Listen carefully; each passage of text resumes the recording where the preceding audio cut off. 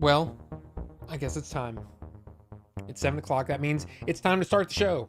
It's time to start the show. Wow, I'm shiny. I'm shiny today.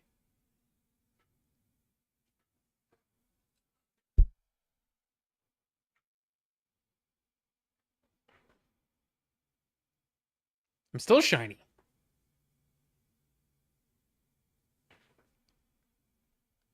That's better. I had to fire my makeup artist because Nightbot just sits over there in the corner to do crap. But welcome. Welcome to the show. Welcome to Order 42. I am Rob. Let's get it going. So how's everybody doing? And look, Cosma. Cosmo was first today. Welcome. Welcome to all of you. But hey, Cosma gets the award today for first in the door. You have to leave and make dinner, and then I saw that you came back in a couple of times. Yeah, okay. Well, hi, Cosma. And Robert Rivera.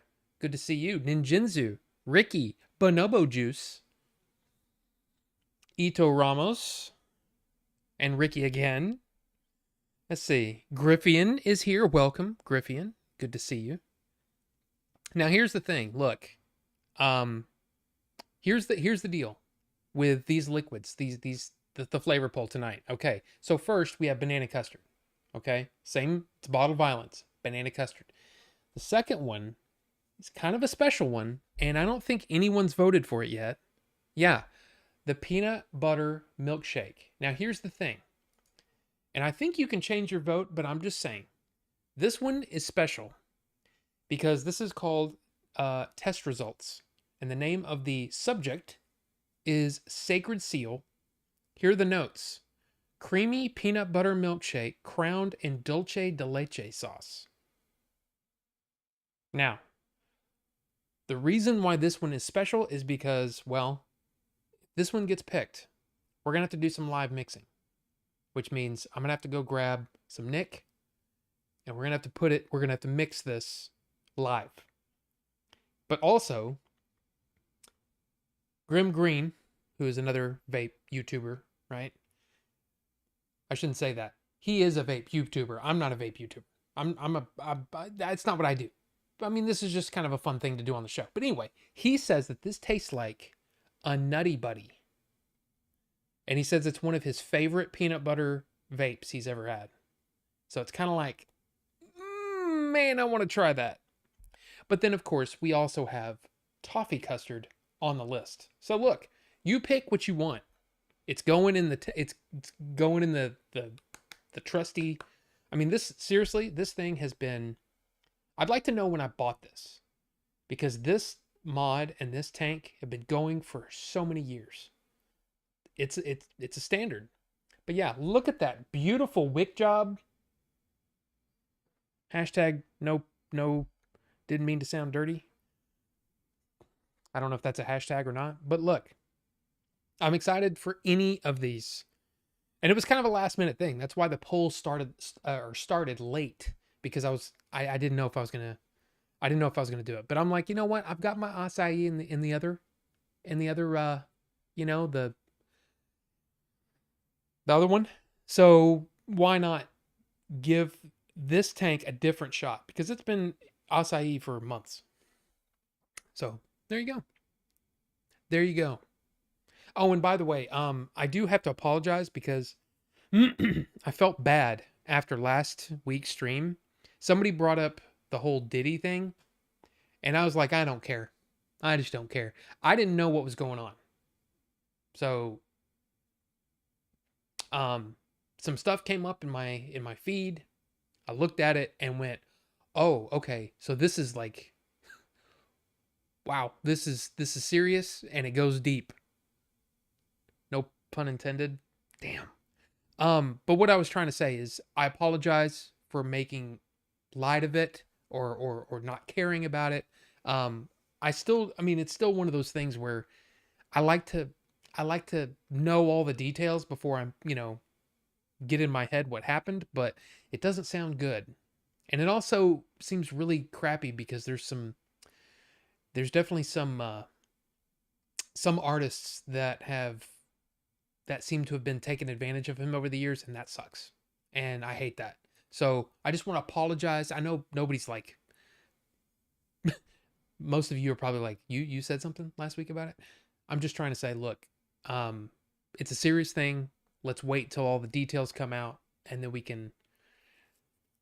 might discuss it. I mean, it's not the kind of thing that we usually discuss on this show, but I don't want to make light of it. So that's all I'm saying. I didn't want to make light of it.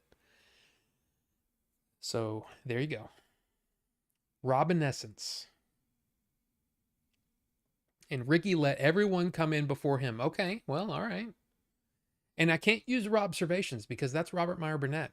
I mean, I've told that story. That's how I found Robert Meyer Burnett. Is trying to go, who is this guy with the name that I wanted? Because a lot of times, I don't know if you know this, but like if you come up with a name for something and then you search it out, somebody will have come up with something, but sometimes they're just not doing anything with it. And if they're not doing anything with it, then screw it. Go for it. Do it. Make a thing. But he's obviously pretty established, I should say. But yeah. Cream mushroom chicken with wild rice. Wow. Can I talk, please? That sounds good, actually. That sounds really good. The frozen pizza I had was not great. I mean, look, it's a thing, right? It's kind of a Crohn's thing, and it's kind of a stream thing, you know? I don't want to eat a lot before I come on here to stream because nobody wants me having to, you know, take a poo break in the middle of the damn stream. Nobody wants that. Nobody wants that. Least of all me. So, there you go. Bagel bites? I mean, it's better than bagel bites, but what kind of toppings? It's supreme. It's just a little guy, Red Baron. And it's just, like I said, it's something that will tide me over until the end of the stream. And then I'll have like a little snack or something. But for the most part, I try to eat, you know, I'm trying to, look, this doesn't always work, but I'm trying to keep my meals at 750 calories or less. And that's about, because I have some chips along with it. I know that's weird, but chips are good for Crohn's boy. It ends up being around 750, 800. So, yeah. New Batman villain. I should take Burnett versations. Yeah, I don't know if that would. And Matt Walls, welcome. Good to see you. Good to see you. Now, look, I just want to talk briefly about Megalopolis. I mean, I did a review. I went and saw it last night. Apparently, the theater manager lied to us because I don't know if you saw my review, but I have video of the Q&A that was supposed to be live streamed to all of these different theaters, and it was cutting out, and the aspect ratio kept changing and doing all kinds of weird stuff. It was annoying.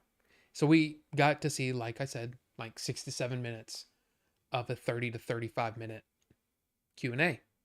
I have no idea how long it was because we didn't see the end of it. It was annoying. And then the manager came in and said, really sorry about that. We were trying to fix it. We were doing everything we could. Couldn't get it working.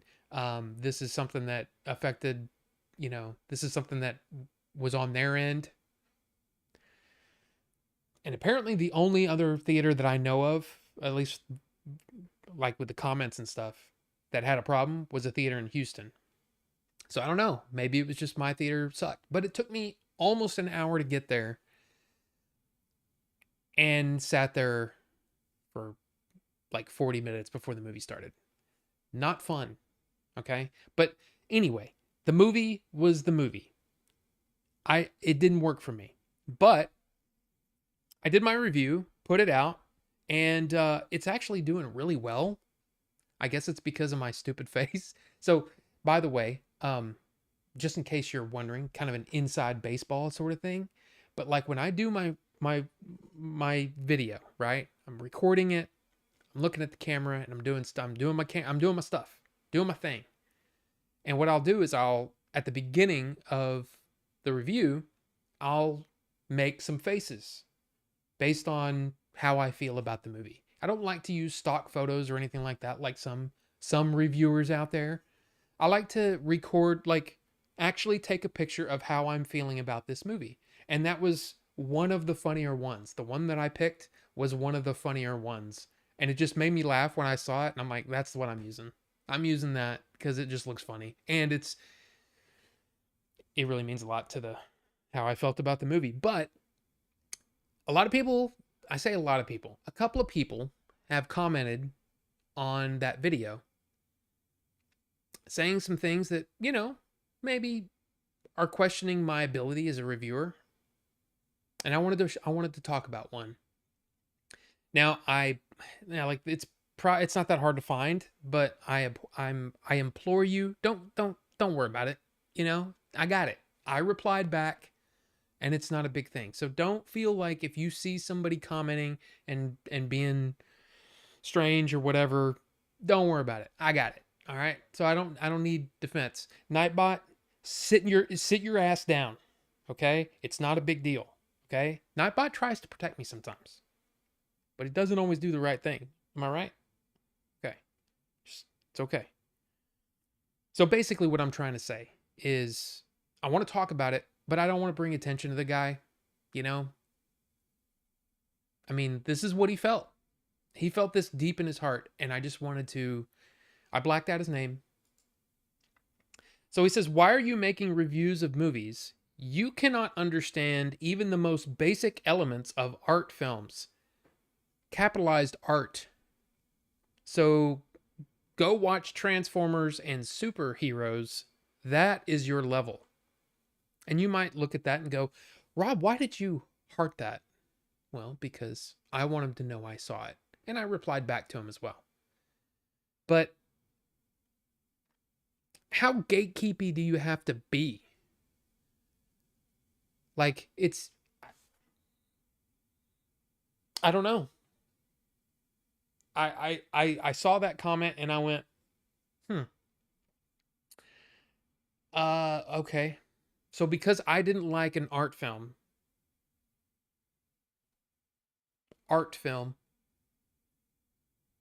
I should just go back to watching Transformers? How dare you? I basically said the job of a reviewer is to give his point of view, his or her point of view on a movie, not to, I don't know. I don't know. I don't know. It's like, why did you even come to a review? Like why even read another review if you're only looking for confirmation bias? I don't know. I don't know. So anyway, yeah, I just wanted to bring that up because I thought it was kind of funny that there's people out there. I'm sorry, I didn't bring my freaking scarf, to the theater, and put myself in ooh, what is he trying to say with this thing? No, no. Tell a good story. That's what I say. Tell a good story. And there you go. Like, anyway. So yeah. Bucho first. I don't think you were first, Bucho, but welcome. Good to see you. Yeah. And dearest Abby, welcome, Abby. Good to see you. Good to see you. I haven't watched that movie that you suggested, that you recommended yet, but it's on the list. Oh yes, it is on the list. In fact, we will be going through a couple of movies that I watched this week, but that was not one of them. I haven't gotten around to it. Probably a Francis Ford Coppola burner account. Possibly, Bucho, possibly. But look, here's the thing. I mean, the beautiful thing about movies is that they all hit us differently. Some might go, the movie was okay. And then there's this person right next to you sitting in the theater that came out of there going, that's the best thing I've ever seen. Or the worst thing they've ever seen. That's the thing. Wear the scarf, liberate yourself. Well, here's the thing. I'm a lot of things. Okay? And you might be right. You might think a lot of things about me. But one of the things that I'm not is pretentious. And I'm not a gatekeeper. Like what you like. And I'm I'm allowed to like what I like, and I'm allowed to not like what I don't like. So that's how I look at the world. There's all kinds of things that and especially like if that's what you want out of a reviewer is just to echo your own sentiments, well then maybe I'm not for you. Maybe no reviewer is for you. Maybe you should just sit there in your own feces and stool in the choices that you made. It's a little rough, but you know what I'm saying? Just saying. I don't get it. I don't get it. Bucho, you can be first. We have to figure out the time zone difference. I wanted to message you about a movie you recommended since we talked. I've seen one movie suggested like 4 times. So the movie that I recommended to you, you've seen, like, it's popped up. Look, here's the thing though. Especially if it's on Facebook. Facebook listens to you. I don't know if you know that, but I told a story not too long ago. I hadn't been in the market for a refrigerator in a very long time, like over 12 years, something like that. I was over at Billy's house. I had Facebook open, and Billy's wife was talking to me about how they need to get their refrigerator replaced. And then suddenly, I open up Facebook and I have refrigerator recommendations. And I'm like, that's creepy as hell.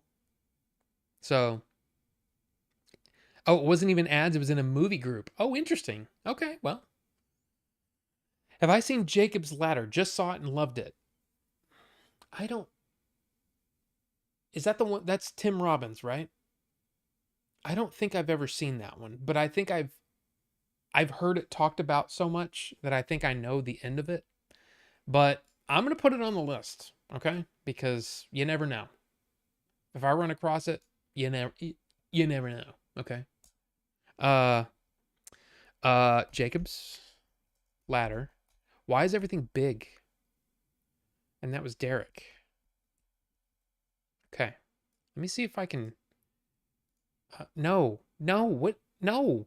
Stop. Can I can body. Yes. There we go. And unbold. We don't need anything bolded. Incident in a Ghost Land, by the way. Abby. That's the one that Abby recommended to me. Incident in a Ghost Land. So, there you go. Now, this weekend, I got to see Abby. And I got to see a whole ton of people. So, why don't we talk about that real quick? Oh, by the way, let's see how the poll's going. Before we get into that, 50% banana custard, peanut butter milkshake is at 40%, and toffee custard is, man, toffee custard cannot catch a break. Holy crap. But here's the thing. Banana custard, bottled violence, okay? Same as there's the vanilla custard is still in here, right? In this one. It's pretty good. I want to try the banana custard. This one, the peanut butter milkshake, as I said, I have to mix this. Okay? So I have to add Nick to it. So it's going to be a little bit of live mixing if this one wins. But this one is supposedly a peanut butter milkshake, but Grim Green says it tastes like a Nutty Buddy, and he says it's his favorite peanut butter. I kind of want to try it. But then, of course, there's toffee custard. This has been on the list for like 3 weeks. Still hasn't won. Still hasn't come close. But there you go. You guys pick. But it's this one. It's this one. So let's start off with a little bit of a video. How's that? So yeah, rare and classic video games and cool store, cool game store. There's Chief kind of behind my face there. And yeah, it was a fun, it was only like 5 hours, but we had a good time. We had a really good time.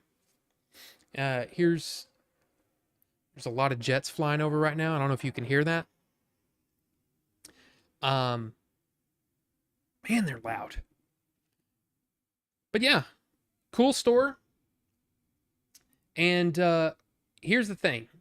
So we got there Friday night, got to AC's, and AC and his wife cooked us um, beef and chicken fajitas. Awesome. Amazing. Amazing stuff. It was so freaking good. And and then Abby came over, and Greg and his girlfriend came over, and we all went to a bar. And we stayed there till 2 a.m. And then we stayed up till, well, I stayed up till 4:30, and they stayed up till 6. We had to get up and be at the place at noon. None of us were at 100%. I'll say that. But yeah, it was, first off, I think AC and Greg might be the funniest guys ever. Like right? I mean, amazing. Abby and I talked for, I mean, we talked a lot, about movies and stuff, which was so fun. But yeah, no, I was up till 4:30. Everybody else was up till 6. Yeah. And yeah, so we got up, we did the thing, and it was fun, but man, uh it was nuts. It was nuts. But AC and Greg, seriously, they're, I mean, two of my favorite guys. They're so freaking funny. I mean, they're great. They're so great. I got to talk a little bit with Tyler, my retro life. Love that guy. That guy's amazing.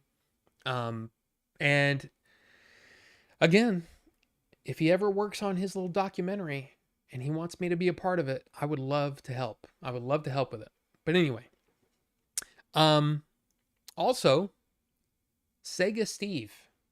Sega Steve, the two of us, I gotta say, we talked for probably like 3 hours.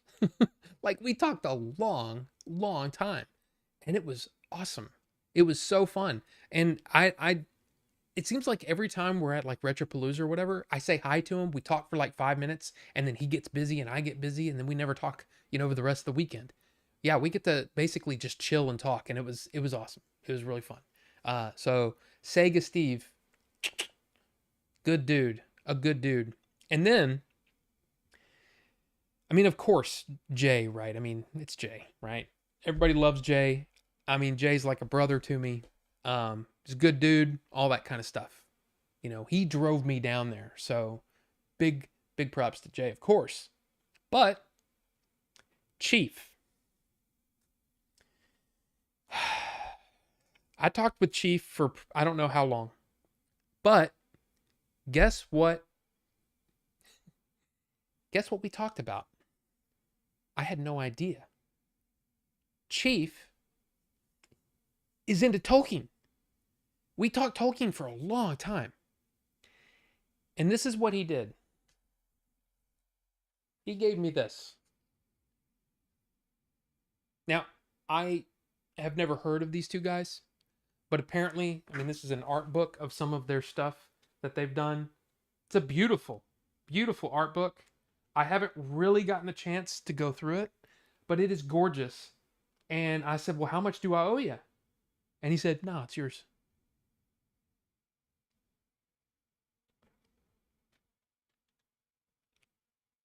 So, this is great. And I'm going to be looking through that. I think it's awesome.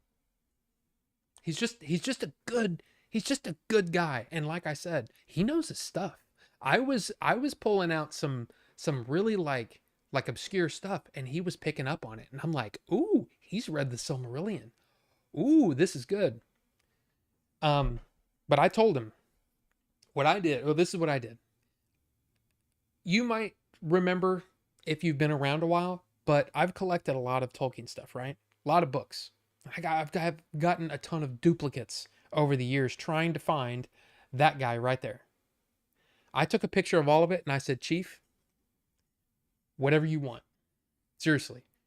Anything that you spy here that you want, it's yours. No question. It's all money that I spent. It's already spent. Whatever. But whatever you want.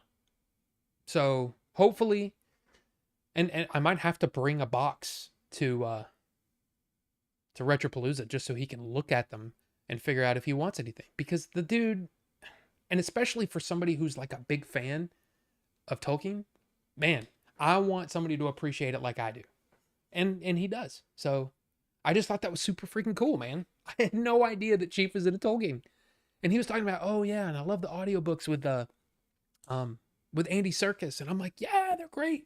And then he's like, I really like the dramatizations that the BBC did. I said, I know, I've got The Hobbit on CD from way back in the day. And that's actually a gift that my wife bought me. So can't give that away. But it is cool. I own it. It's wonderful.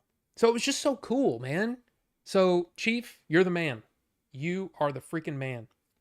Now, another guy there, Mike, gave Jay and I, hold on to your hats.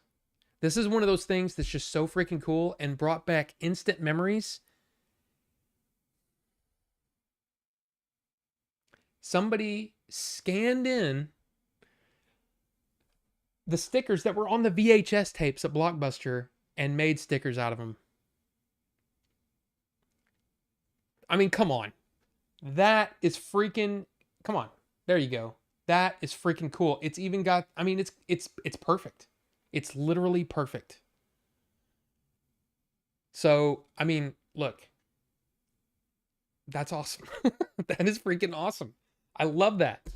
I don't know what I'm going to do with them other than just look at them and go, oh my God, that's awesome. But I also have, well, I have a couple more pictures to show you. Number one, and I don't think he's here tonight, but Falcrow repping the Order 42 shirt. Not expected, but awesome. I mean, come on. That's cool. It's just cool. It's just cool to see something that you made on someone else in a place that, I don't know, it's just different. I just thought it was cool. And then, of course, Chief took a picture of all of us. So there you go. That's AC kind of with the red shoes. Of course, you got Chief sitting down.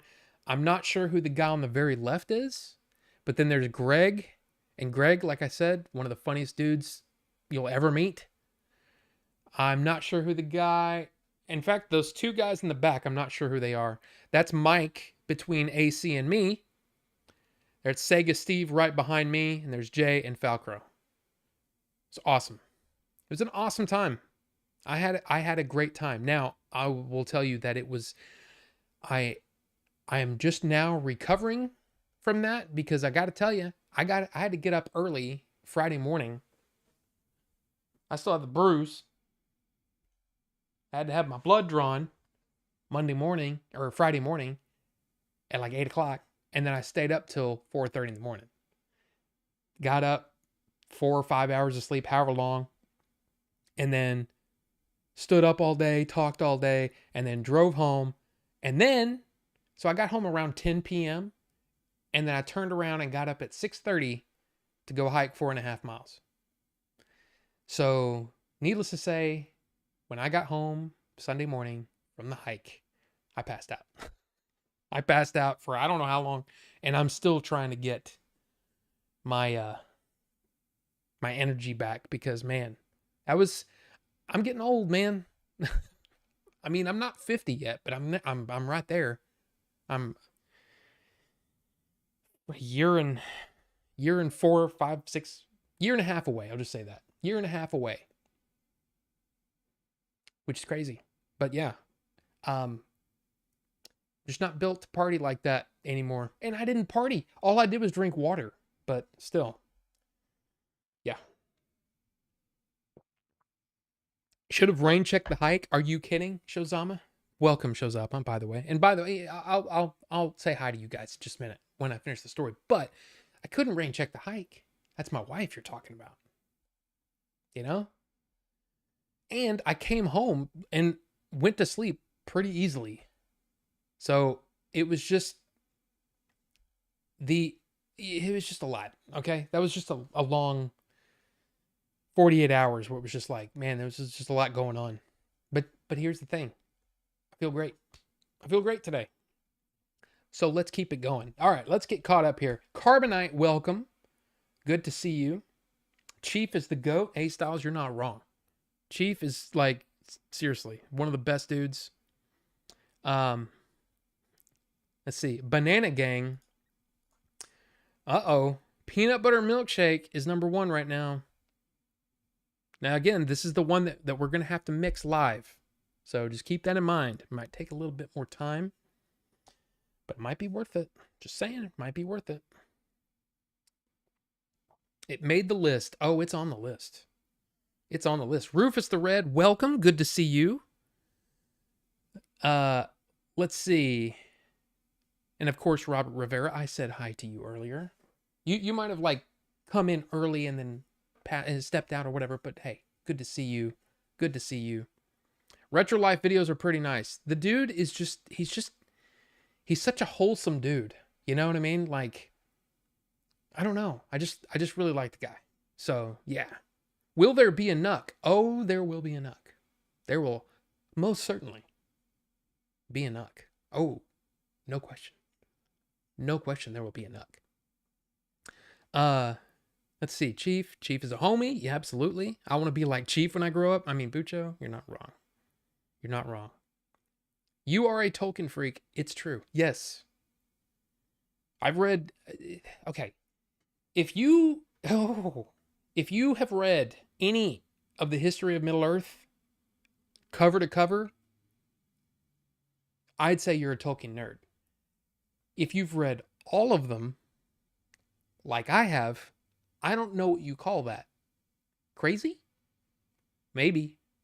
I may be crazy. But I do love my Tolkien. And it's weird how like every book has just like, a lot of it is just iterations of stuff that you've read before or seen before. But every now and then there's this nugget of gold. And you're just like, oh, dude, that's so awesome. You know, learning cool stuff about the way he wrote it. I love that stuff. I love that stuff. But that's super nerd, you know? It's super, super crazy. I've listened to the Andy ones too. Griffian. Yes. Now, I will say, there are times when I prefer the Rob Inglis audiobooks to the Andy Serkis ones.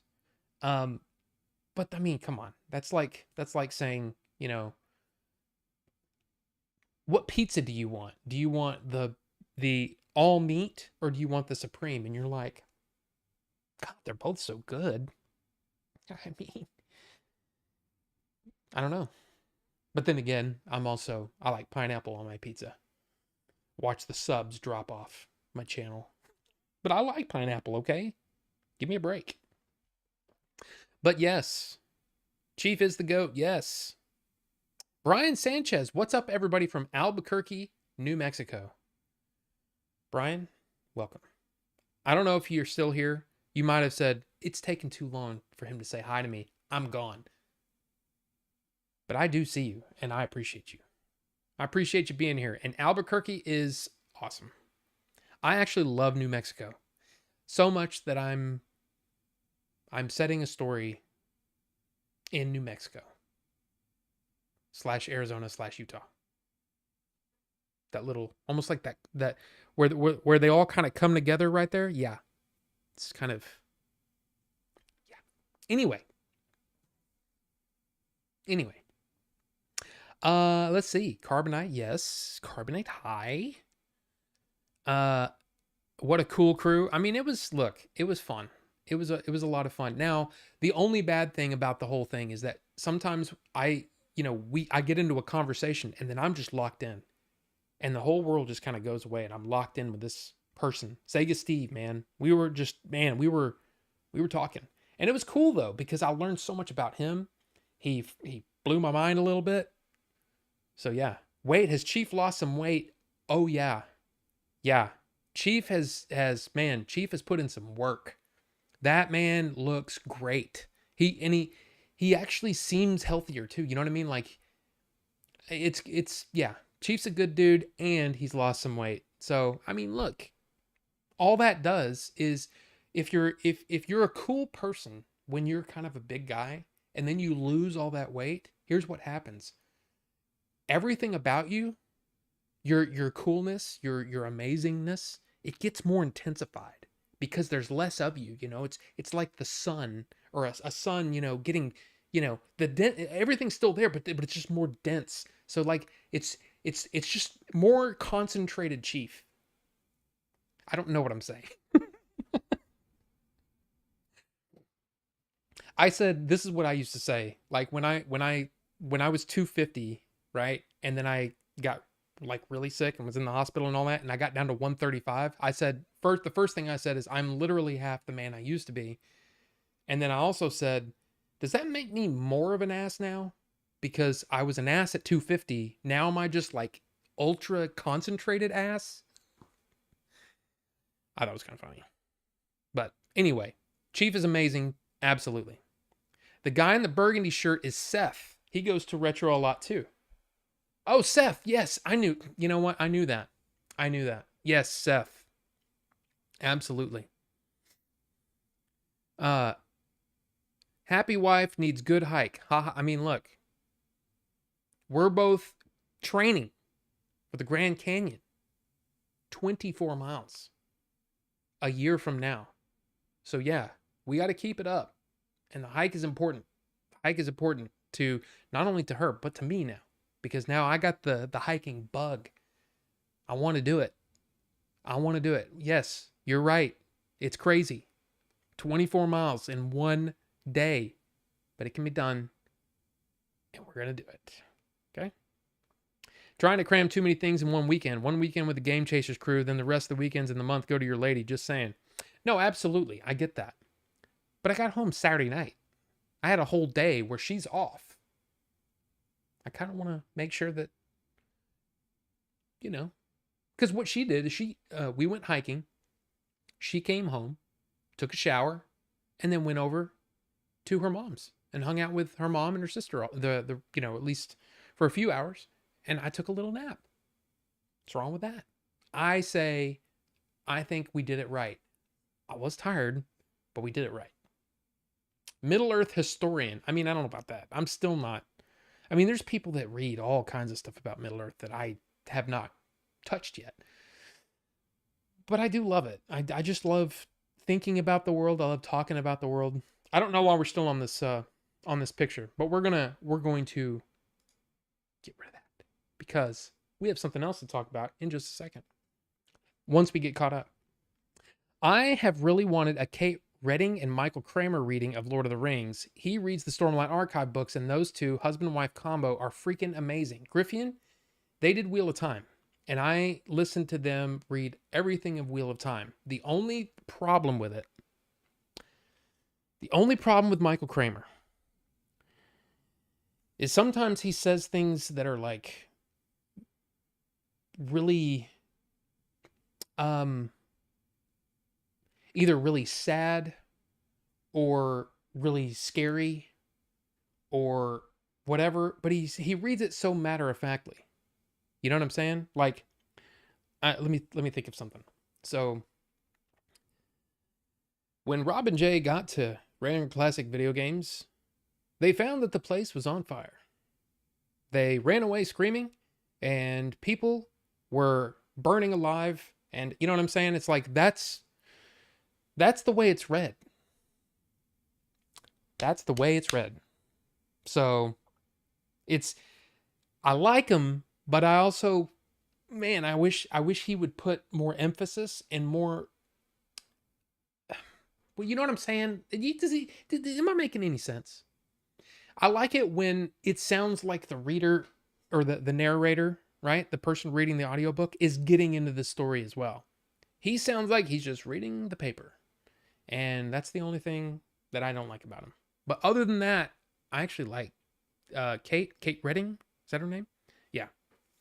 But anyway, customers trying to make me work while I'm at work. I mean, how dare they? How dare they? Like a grape becoming a raisin. That's it. So Chief is now a raisin. Of course, that means dehydrated too, right? But you're pretty close. I like it.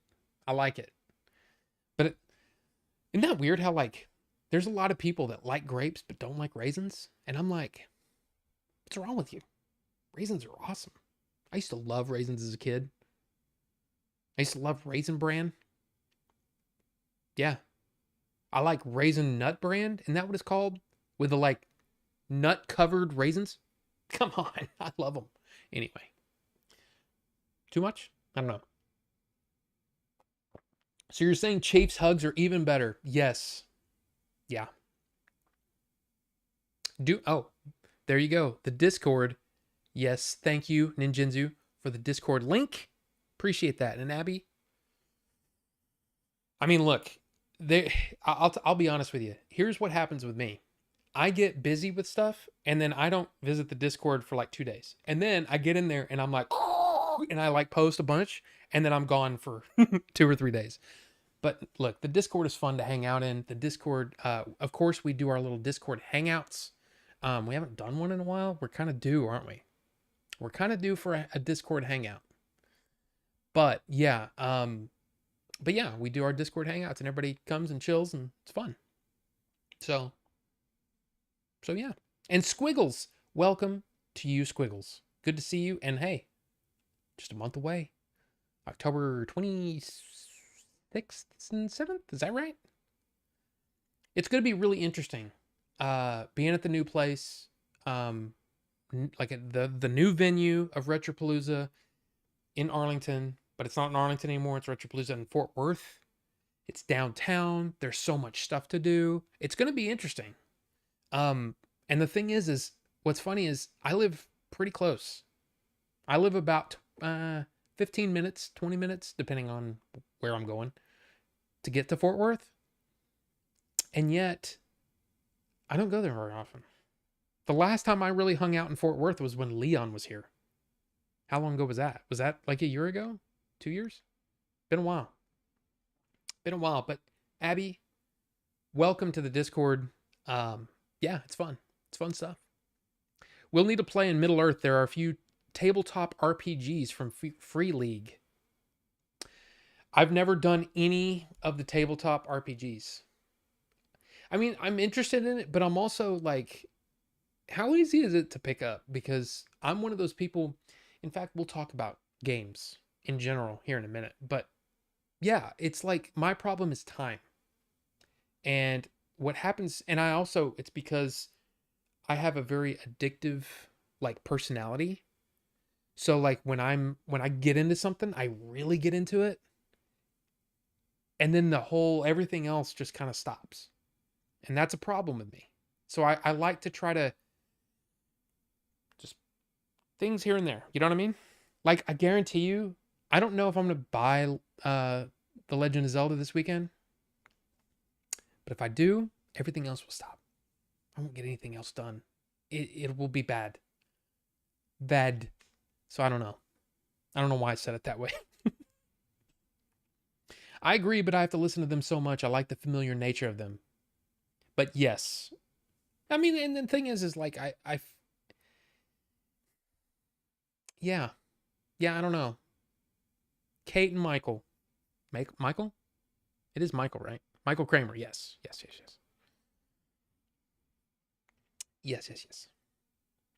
I had to post it with my Star Fox Rain account since I'm not in Discord with my work account. Well, there you go. And that's fine. Discord hangout would be cool. Agree. And Griffin, yeah, it's fun. I mean, sometimes there's only like 3 or 4 of us, but then sometimes there's like 5 or 6 of us, and that's fun too. And it kind of gives me a chance to sit back and listen to you guys, which is kind of fun, you know? In fact, you know, a while back we had Albert on. We had Cosma on a show once. We had Bucho on a few times. It might be interesting to have one of you guys as a guest. We'll sit and we'll do the news and all that kind of stuff, and I can get feedback like one-on-one. That could be cool. Interesting. Ninjinzu beat me. It's all right. Yeah, 26th and 27th. I need a camera before the next Discord hangout. Yeah, I don't know. I don't know when we're going to do it. I honestly don't know if there's anything going on this weekend.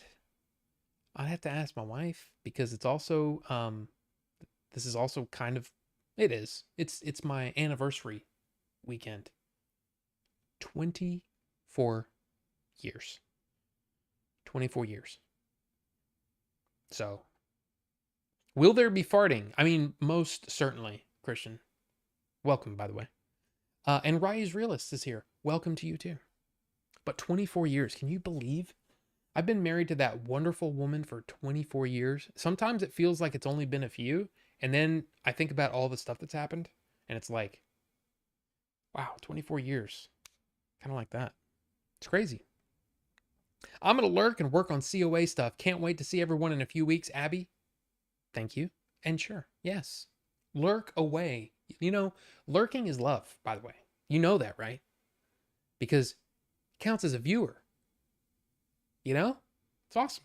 So I love that. I don't care if you chat. I mean, I mean, of course I love for people to chat, but lurk away. Lurk away. I live about 15 minutes from the new place. Okay. See, it could be a really good thing. But it's further for I think it's further for Billy and it's almost certainly it's further for Jay. But yeah, if we do a Discord hangout, I can Sundays after 5 p.m. Well, I usually leave the evenings for the wife. Usually for me, at least on Saturdays and Sundays, that afternoon time is good for me. But I also know it's football season, so I don't want to, don't want to butt into that because, people like their football and that's fine. So I don't know. We'll talk about it. We'll talk about it in the Discord and we'll figure it out. Once I find out what's going on this weekend, The One Ring and Lord of the Rings role playing. I got it pre-ordered. I need to pop in one day. I'm too lame to be a guest. Need to get Ms. Moon on there. I mean, Griffian? It'd be great. It would be great. I'd like to meet Ms. Moon. Man, I'm telling you, I said that the other day in the chat on Dave's stream. I was like, oh yeah, Pixelated Sadness. And I pulled it up and teared up again. It makes me tear up every time I hear it.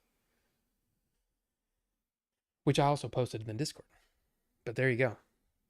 Star Wars Outlaws and Dead Rising right now. Well, Ryu's Realists, have fun. I've heard Star Wars Outlaws is actually pretty good.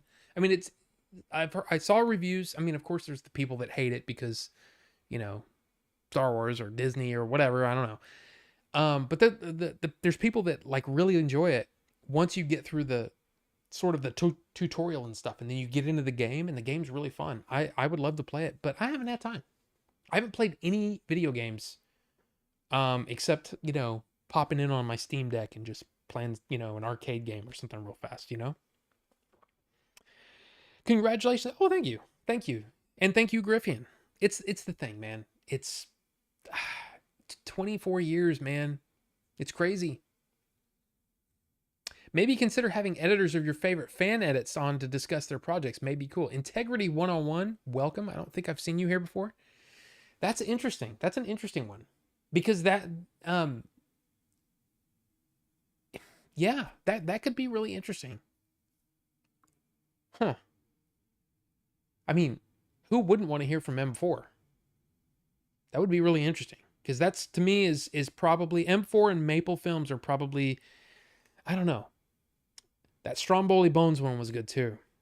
But they're probably the top 3 Hobbit, at least for me. And it'd be interesting to hear their thoughts and stuff.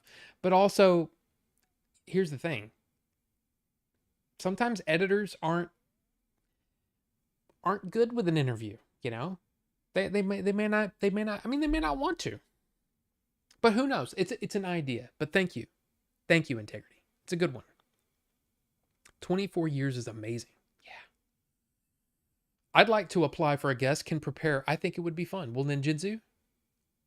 We'll talk about it. We'll talk about it. I mean, I just think it'd be, I don't know.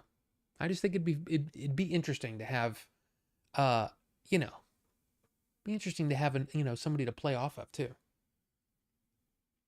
Because I can sit here and think of stupid quips while the other person is talking.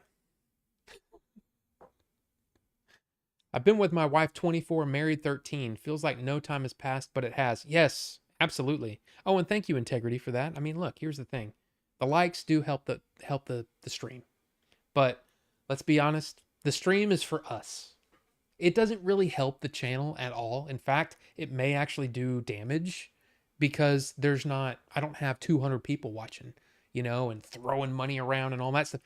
It's just not like that here. It's more about us and just hanging out. And that's what the stream's about. I mean, of course, I'm not saying you can't throw money around, but it's not necessary is all I'm saying. I mean, Notbot likes to remind everybody, hey, if you want to sub, here you go. Ugh. There it is. Donate to the channel here if you want. Yeah. Thank you, Nightbot.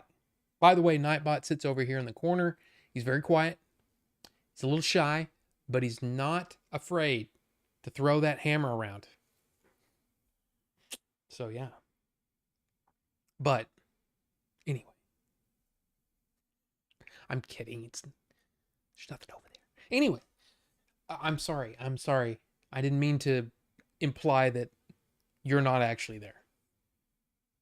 He's not there. There's no one there. Anyway. Afternoon, I can only do Sunday and Monday. Maybe a weeknight like Wednesday. Okay, that's an idea. Because usually, I think Wednesday nights are usually pretty... Oh, pre-ordered Zelda. That's what you were talking about. I got Zelda pre-ordered and need to pop in the Discord Hangouts/stream. Oh yeah, Squiggles, absolutely. Yeah, I don't know if you're in my Discord. But like I said, the Discord's there. The Discord's there if you want. In fact, I think anybody, you don't have to look up this stuff. You can just ! Discord, and Nightbot will very kindly eventually pop up with the link. Nightbot, come on, man. What are you doing? Thank you. Jeez. But there you go. Let's see. Yeah. I still haven't played Astrobot, still haven't bought it. Like I said, I'm kind of on somewhat of a buying freeze because I owe us, and I mean I've purchased a lot of things outside of my allowance. And I know that sounds stupid. That might sound stupid to you, but it really helps us not spend a lot of money if we can't just, I'm going to go buy a new TV today. It's just, we just don't do that. We try to keep our money in check. Well, because I purchased a 4K Blu-ray player that was $400 something with tax and all that. And then I pre-ordered a bunch of stuff that, strangely enough, a thing came in yesterday. I'm not going to talk about it. I'm not going to talk about what it is or where it comes from. So don't ask me. But I do want to mention it because it's driving me insane. I want to talk about it so bad. But it's a thing that doesn't come out for I'll just say at least 2 weeks. So somebody, I think, made a mistake and sent the product out way before street date. And it's cool. But I don't want to get anybody in trouble by talking about it. So, anyway. Time flies when you're having fun. Again, time flies. So, yeah. Yes. But also, it's weird because there's like a 3-year period when I was sick that doesn't feel like it happened. And doesn't feel like time did a thing there. So it's weird because I don't feel like I should be 48. Because those 3 years were weird, man. Being in the hospital for all that, I was in the hospital in those 3 years. I was in the hospital for 2 months out of those 3 years. That might not sound like a lot, but that's a lot. 7 surgeries. It's ridiculous. And then I was on IV, where I couldn't eat for 17 months, I think. 17 or 18 months. It's a long time, man. And it messed with your head. But anyway. Let's see. Oh, I went back too far. Okay, wait. Really enjoying Outlaws. I got to pick up my pre-order of the new Zelda game and the Zelda Switch this week. The Zelda Switch. It's good stuff. I've been a sub for a while, but there's a lot of content out there. Tough to keep up with everyone. Nice channel though. Integrity. Thank you for those kind words. I really appreciate that. That means a lot. I may not be for everybody because I talk a lot. But I try to be welcoming, and I try to especially when I do reviews, I try to be as unbiased as possible and try to give you the reasons why, hey, this didn't work for me because because of this or whatever. And I try to stay consistent, and I try to be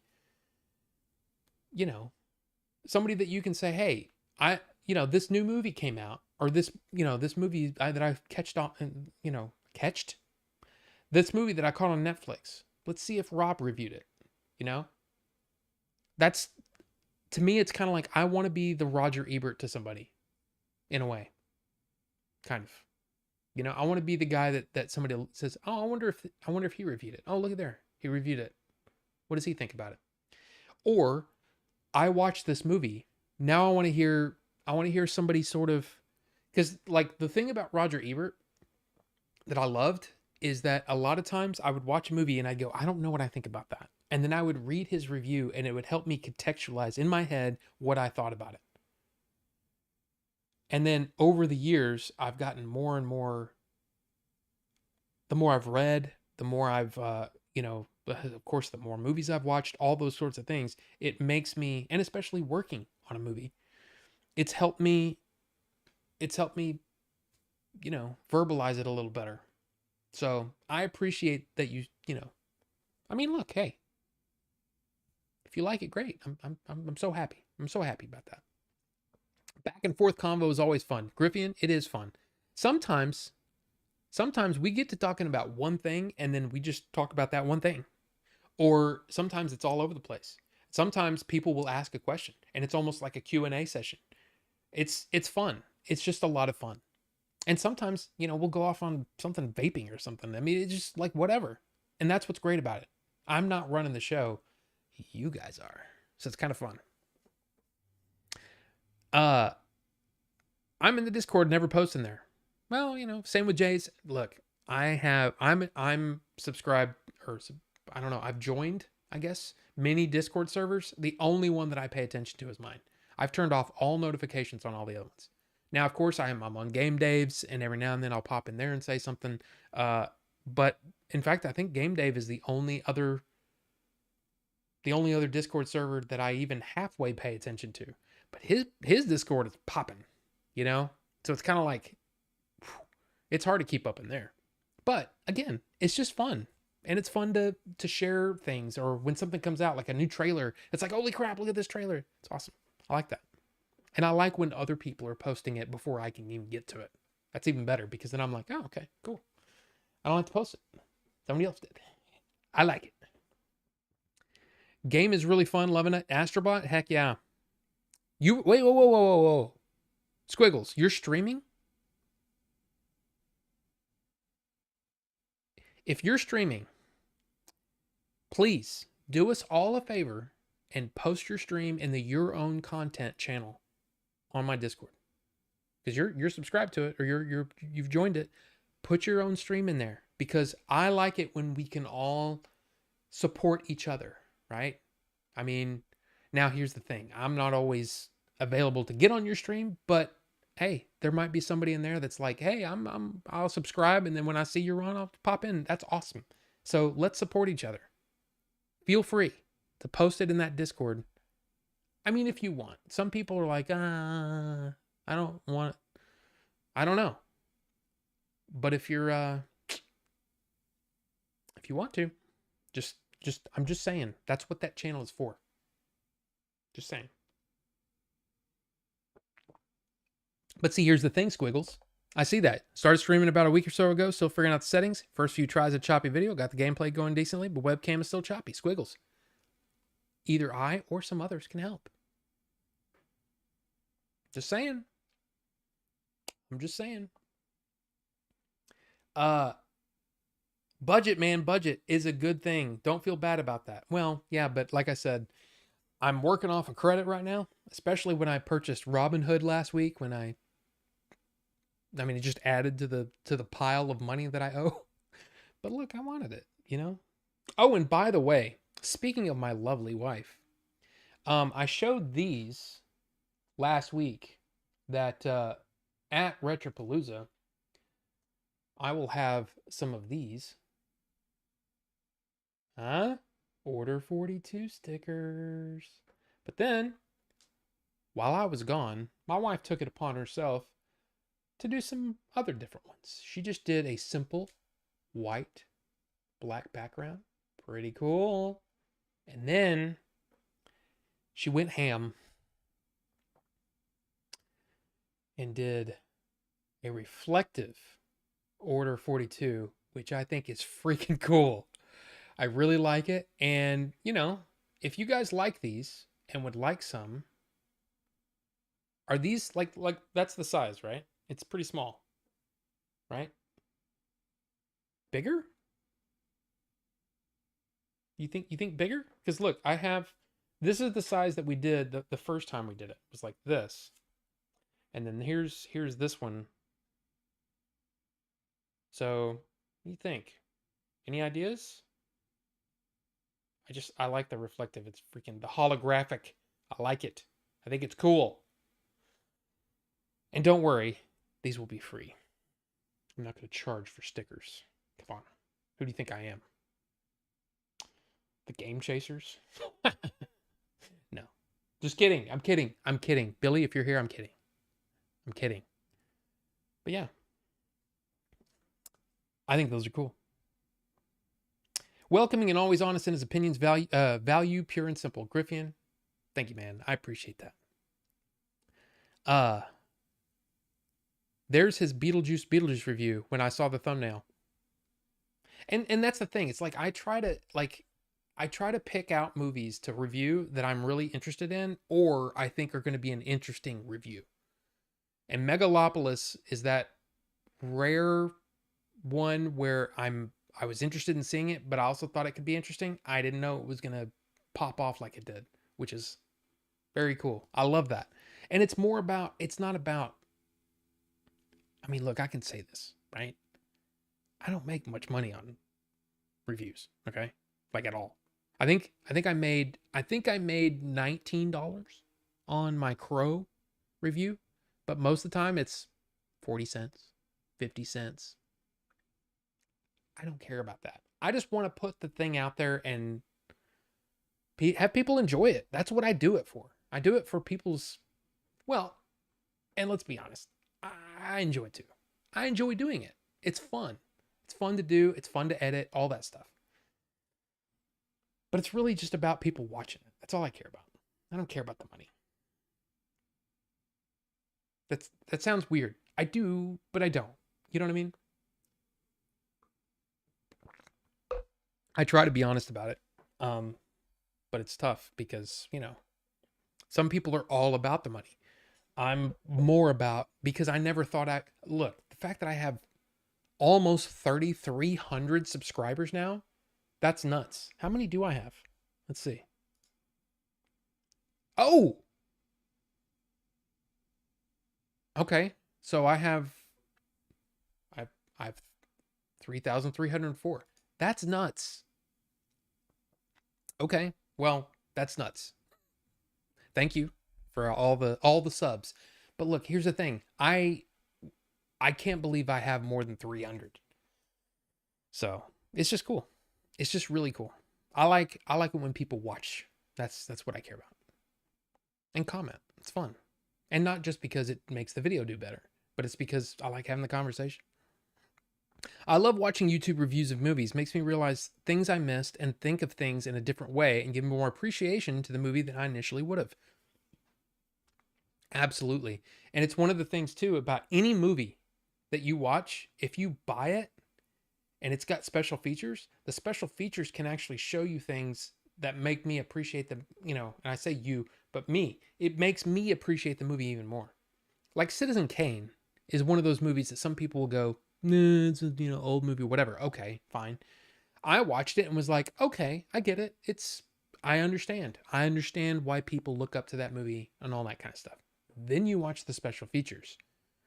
You watch this documentary that's amazing about how Orson Welles was fighting against the studio to even get it finished because William Randolph Hearst, who he based Citizen Kane off of, he based the character off of William Randolph Hearst.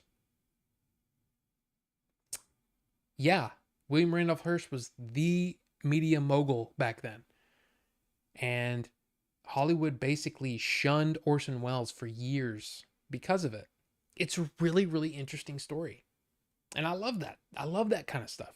So sometimes the making of the movie is just as interesting, if not more, than the movie itself. But anyway, and the reviews help too, because the reviews contextualize what.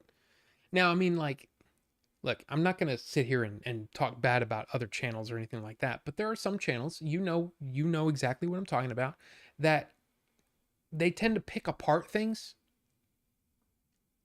And that's where I kind of draw the line. Because you can pick apart anything. You know? It's like, I don't know. I don't like to pick apart things. And even if it's in jest, I don't like to pick apart things. Because it's like, it kind of sucks, man. Because there are people that worked on that thing. You know? And I know. They're going to be, oh no, you tell the absolute truth no matter what. I mean, yes. But if I don't like a movie, like so badly, like if it's a terrible movie, I just won't review it. There's been plenty of them that I've watched and I just don't review because it's like I don't have anything nice to say. So, like Megalopolis is in one of those weird areas where it's a movie. It's a movie for sure. But I had good things to say about it. And I had things to actually get across. It wasn't just this piece of trash. But anyway, I don't know. You turned me on to fan edit films. Really, Rise Realist. And that's the weird thing, man. I've talked about it before, but man, fan edits are a strange thing. Because like I like them, but I've also seen so many of them that you start to see patterns.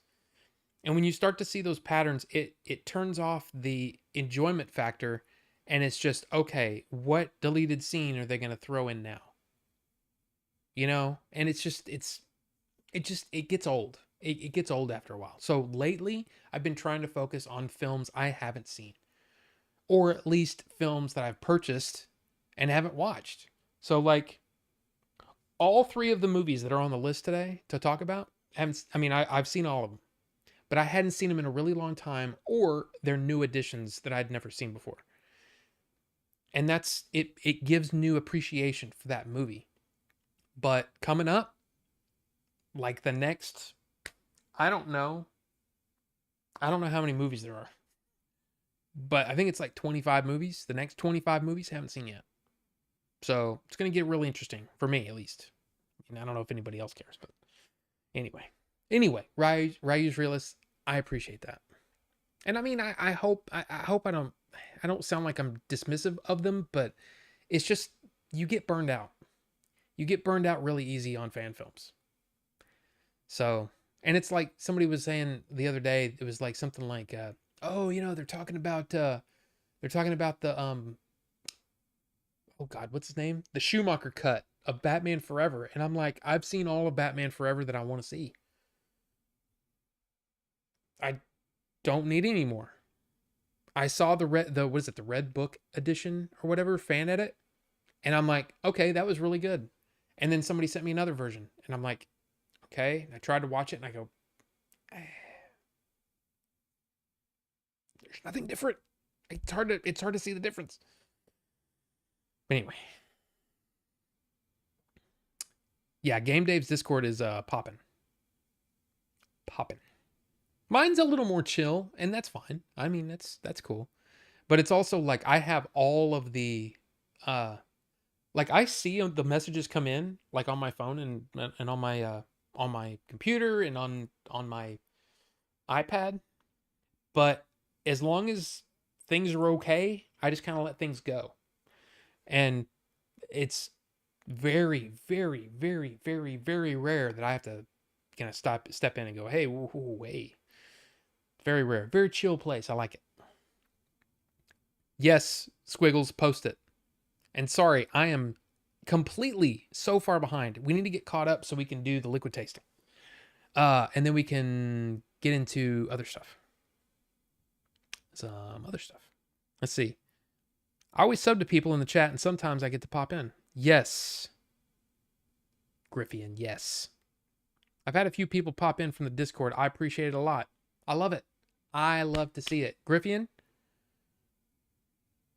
I love to hear that. I love to hear that you guys do that, you know? And Bucho does it too. I've seen him do it. And I've seen Star Fox pop in on Game Dave's chat. I mean, Cryptic Mayhem, you know, has been in and out. Cryptic Mayhem, man, he was subbed to me on Twitch back in the day. So, man, I just love to see that, and it's like it's all supporting each other. I think that's great. It's like this really huge community, and there's a lot of connections, and I think that's cool. I have a hard time keeping up with my own Discord, let alone others. Yes. I just posted a video today. Hard to make time for real. Really? Did you post it in your own content? Because, like I said, it gives us all things to do and to support. I think that's cool.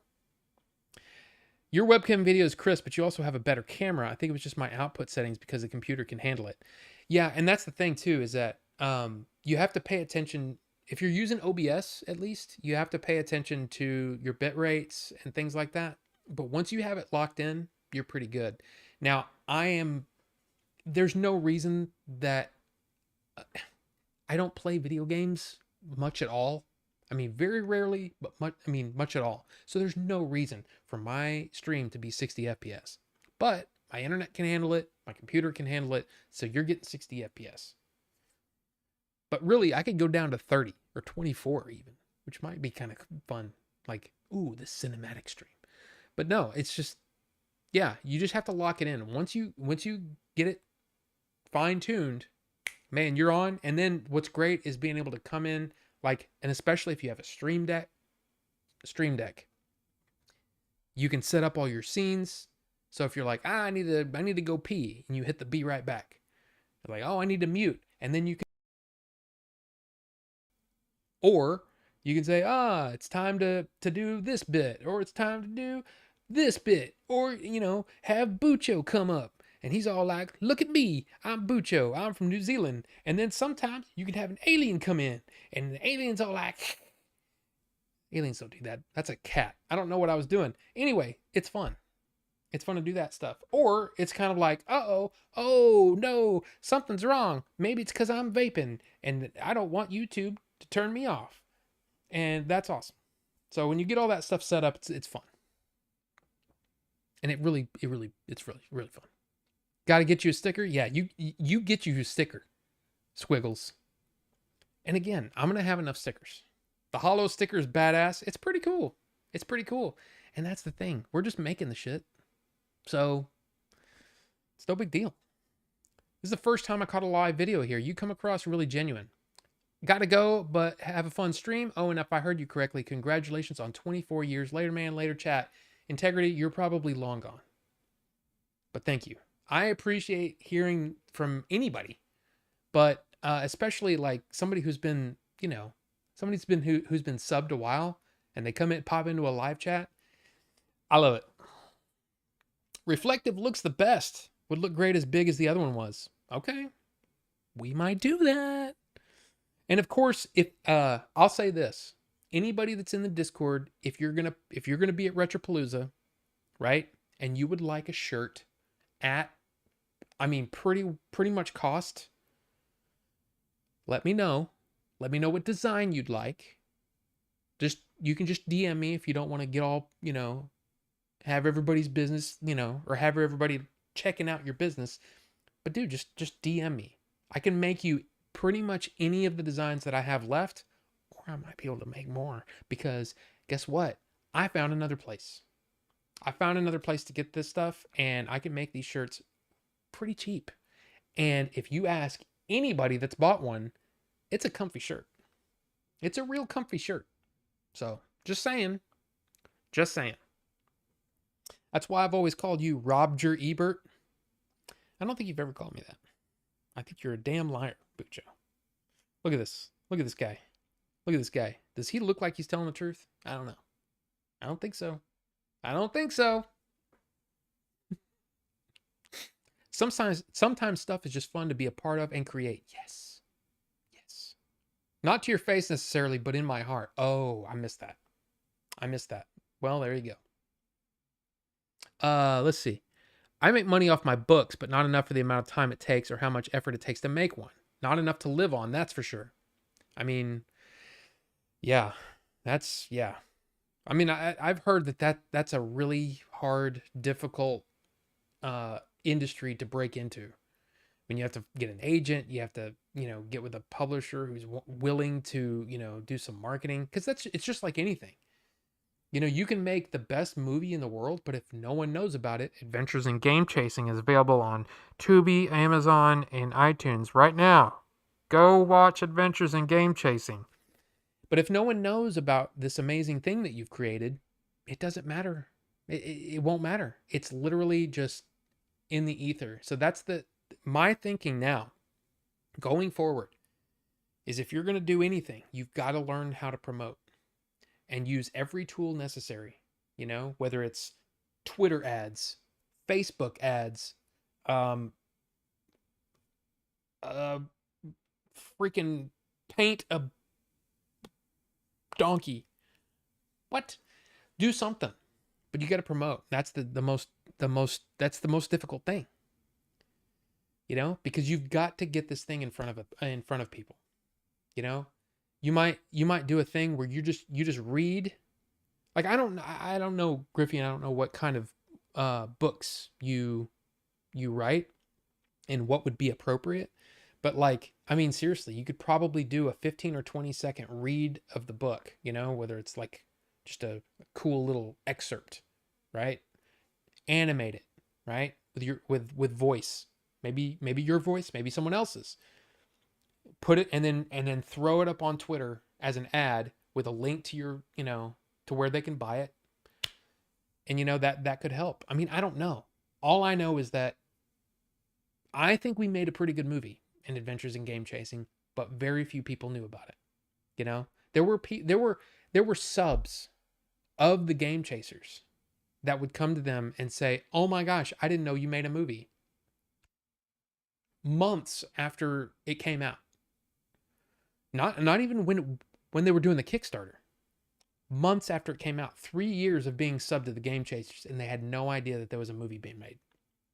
So it's just one of those things. You gotta learn to you gotta try to promote, and promotion is expensive. In many cases, a movie studio will spend as much on promotion as they did to make the movie. So if it's $100 million movie, $100 million in promotion, print and advertising. And that's insane to think about, but that's the way the movie industry works. And that's why, it's weird to see which movies the studios get behind and which movies they kind of bury. Look at Madam Web. Madam Web is a great example of a movie that, it wasn't super expensive, but they barely put any advertising into that at all. I saw one trailer, and it was very rare that I saw it again. And that's the way that things work with print and advertising. But Deadpool and Wolverine, everywhere. They put, I would not be surprised if they spent, because they supposedly was over $200 million for that movie, just production. And then budget, they must have spent, just gobs and gobs and gobs of money. Gobs. So yeah. Anyway, Griffian, the best of luck to you. And post it in your own content, please, sir. I like to support. I watch special features for movies I haven't even seen before. I love the behind the scenes of how movies are made. It's like a complicated puzzle. And you can not like a movie and still be tactful. I try. Ted. Welcome, Ted. Welcome, Ted. Bat nipples. Okay. Not sure. I don't understand. I don't like posting things around. Feels wrong, but some of the guys have made it over there. Here's the thing. Rufus. I'm saying it's okay. And I created a channel specifically for that because I want us to be able to support each other. So there you go. I'm not kidding. Game Chasers. Hi, Billy. How's it going? Good to see you. Missed you this weekend. I mean, I get it. I understand, but I, missed you. Time to see if these DSLR cameras are a scam or not on Facebook Marketplace. Oh boy. See, like I said, I got my camera used and got a pretty good deal on it. And I got really lucky because you can check how many pictures were taken on it. And it was something like 20. So somebody bought the camera, thought they knew what they were getting into, didn't like it, sent it back. And I got it. I'm very, very happy that I got such a good deal. So there you go. Make your stream a cinematic 24 FPS. Maybe. You never know. We might do a special edition. I don't know. That seems silly, doesn't it? To do a 24 FPS. Anyway, I legit got Meta AI to admit it would eat Eric's ass if it was put into a physical body. I hope you recorded this or at least took screenshots. When I was playing Astrobot, it was on 30 FPS and looked fine. I'd love for 60, but if it makes it choppy, I'd rather suffer a bit of quality. Look, I get that too. I'm a fidelity guy. I'm not a performance guy. I'd rather it look really badass. PB Milkshake wins. Let's look at it. Oh, damn. Okay, 25 total votes. Peanut Butter Milkshake is number one with 48%, which is the one I'm going to have to mix live. Banana Custard, second place, 36, and Toffee Custard, poor Toffee Custard, down there at 16%. Well, we'll wait till I get caught up, but I don't think it's going to be the Peanut Butter Milkshake, I think. You need sticker? Okay. But yeah, I really like those. Billy, did you see that?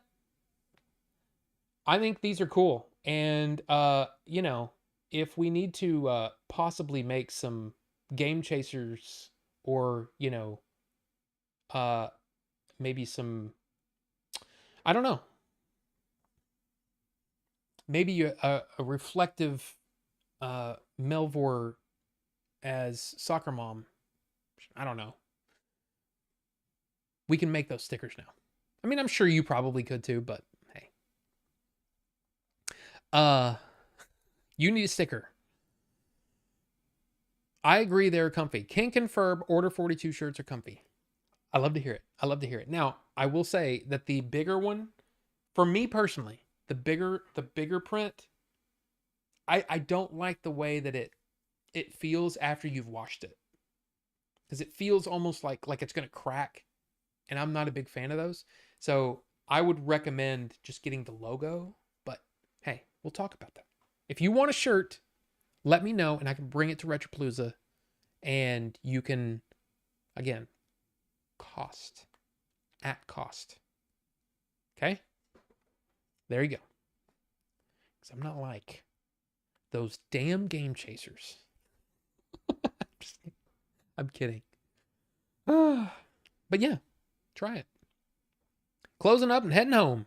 Ricky, take your time. Be careful. Paint an unsanctioned mural in a downtown building in the middle of the night.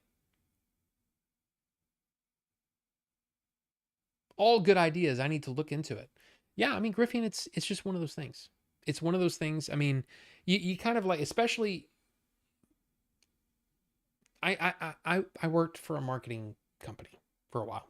And the thing that you got to know about marketing is you identify who your audience is. And if you can identify who your audience is, you have to figure out how to go to them.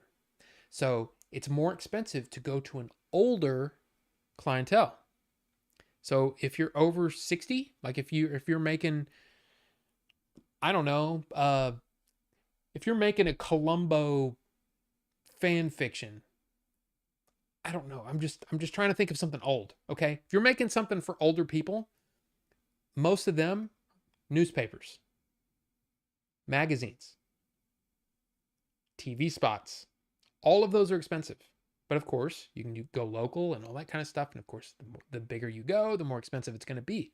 But if you're going for somebody a little younger, a little more tech savvy, then you can go on the Twitter and the Facebook and all the other stuff, Instagram or whatever, and look into it.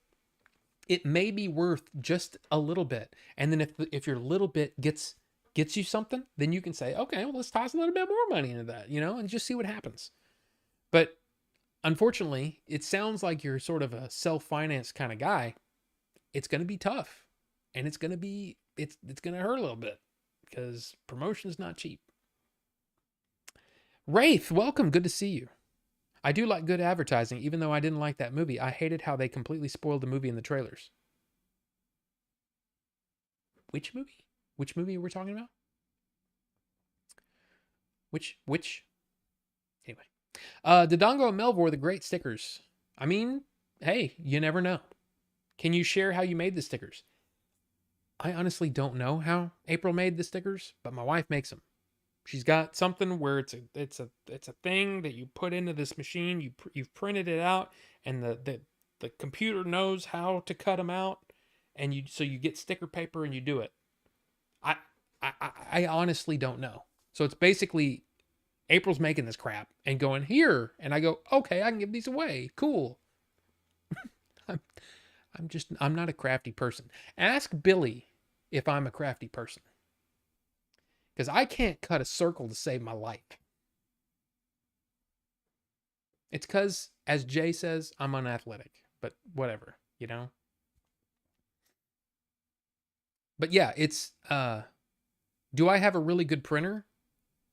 It's not about the printer. It's about the thing that cuts them out. And again, I don't remember the name of it.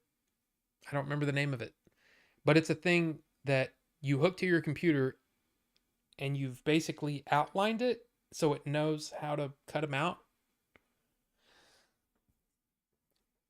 I'm sure it's a Hobby Lobby thing it probably is like a Cricut. Yes. There you go. That's it. I don't know jack about how to make it, how to do it. Don't know. I just don't know. You wish you lived closer so I could go to Retropalooza? I wish you could too. Because Retropalooza is fun. And talking to everybody and meeting everybody and then hanging out, it's great. So much fun. And this year, it's going to be the VIP is going to be super interesting. That's all I'm going to say. Way over here in West Virginia. Do you hate that when people do that? When they start singing freaking John Denver? I don't know. I mean, I just go, okay. When somebody says something about Texas, I'm like, oh, you ride a horse to work? No, I don't, because I'm civilized. I have a shirt but didn't want to mess it up, so I'll just buy another. All right, Squiggles. All right. And I appreciate that, Squiggles. I've fallen and I can't get up. Relatable. Got him by the gray hairs. That's right, Bonobo Juice. Everybody knows about that. I remember there was I think it was an adjustable bed. And it was probably in the late 80s, early 90s. I still remember the phone number because each time they played the commercial, they said the number like 7,500 times. Sure, that might be hyperbole. That might be an over-exaggeration. But I still remember the phone number. 1-800-BED-9098. That's 1-800-BED-9098. Make sure you call 1-800-BED-9098. Why? I know that. Because I remember the adjustable bed freaking thing. I don't know what brand it is, nothing. But I remember the phone number. Advertising works. It's kind of evil, but it works. Columbo fan fiction sounds like an episode of X-Files. Maybe. Melvor Soccer Mom magnets. to put on the back of the car for respect. You know what, Christian? I think we can make magnets too. Well, I'll have to see. I'll have to see, but I think we can make magnets too. Terminator Genesis. Oh, okay. That's the movie that you were talking about earlier. I hated how they completely spoiled Terminator Genesis. Gotcha. I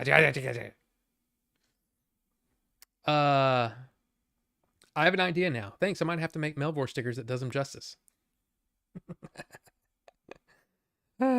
One more month till I go back to Texas for the third time. I'm dieting now so I can pig out there. It's going to be fun. We are very proud of our state, even if it's known as backwards. Some of the nicest people in the U.S. give you the shirt off their back, and most of them are addicted to meth at the same time. Okay. I don't think I've ever been through it. The Craftmatic. Oh my gosh, Bonobo Juice. I think that might be it. How? How do you know that? Only two things come from Texas: Rob and freedom. I don't know about that. Craftmatic adjustable bed. Oh my god. That's hilarious. I wonder, is it still out? Is it still available? Craftmatic.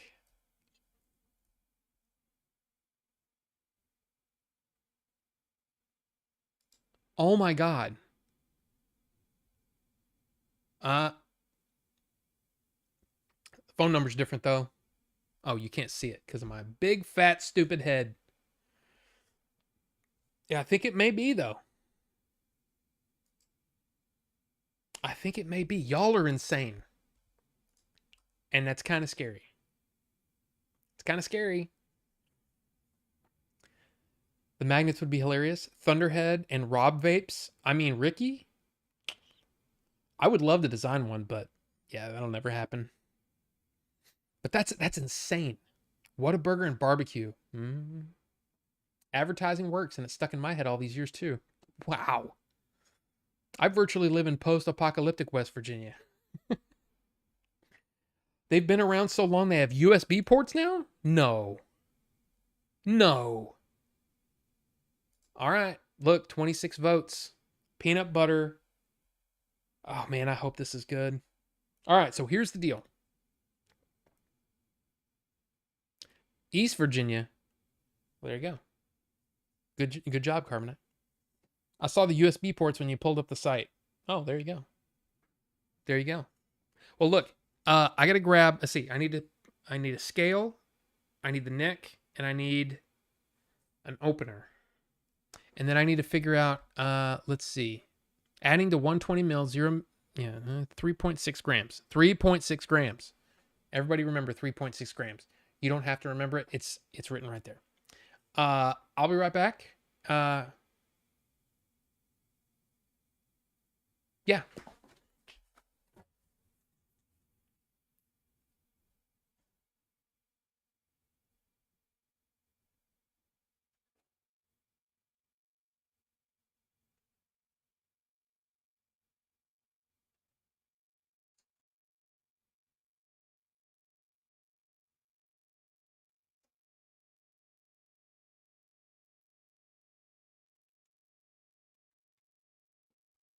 You like how I just basically ran away?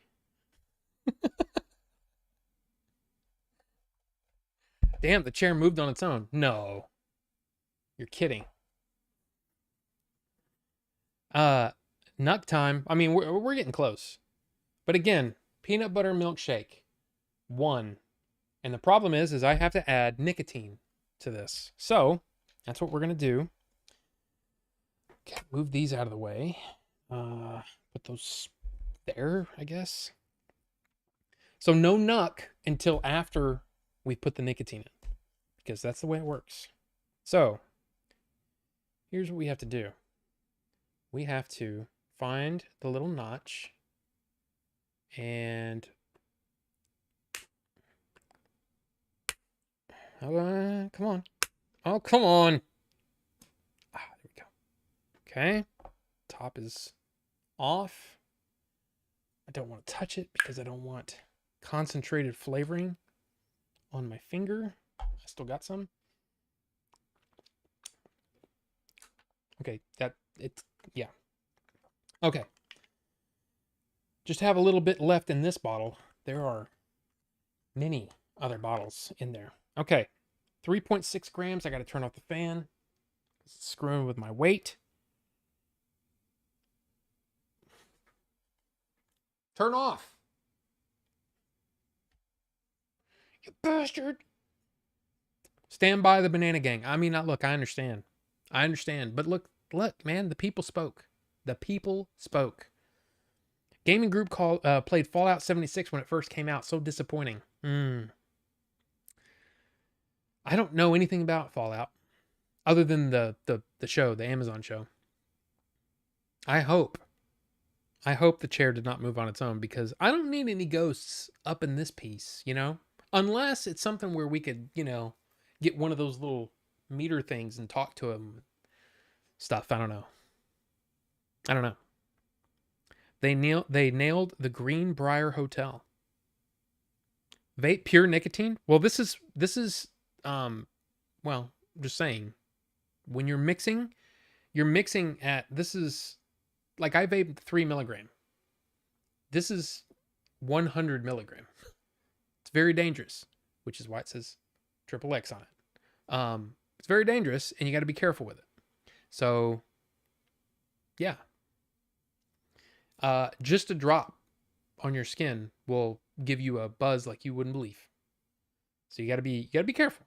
You got to be careful, and that's why I need the fan off. So now I'm zeroed out. So 3.6 grams. Here we go. 3.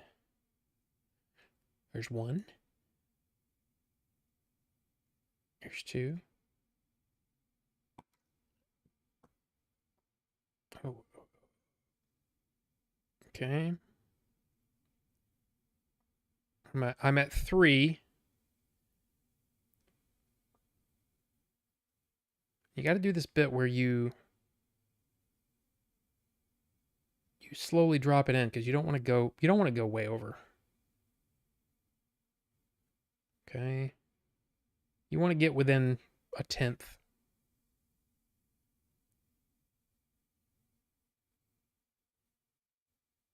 Okay.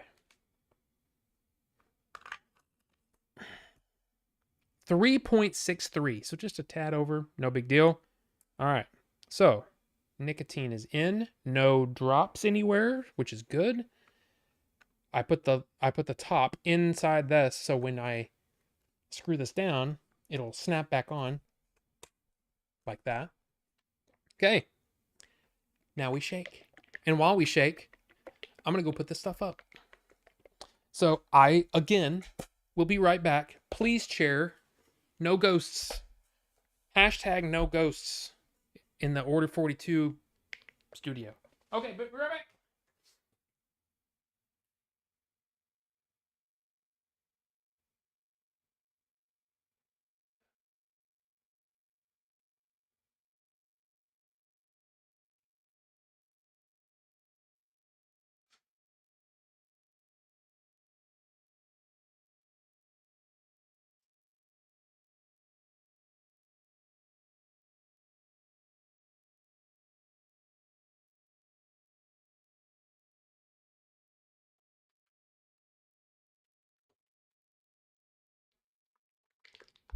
Crap, I'm going to need to get some water too here in a minute.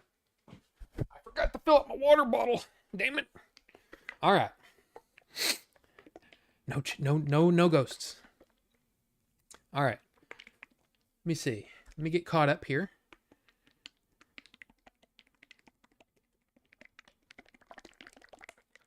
I mean, this should probably be mixed by now.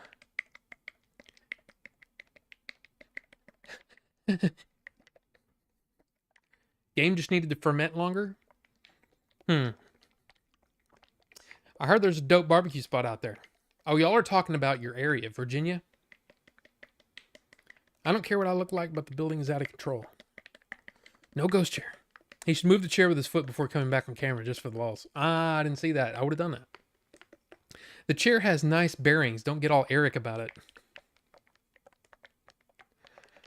There's an easier way to shake that bottle, and he knows it. No, this is the best way. like this, not like this. Because if you do it like this, it doesn't have, listen, you can hear it. But if you do it like this, there's more to shake against. Dude, I've been doing this a long time. I know. This will get you there, but very slowly. This one, I know what I'm doing. But here we go.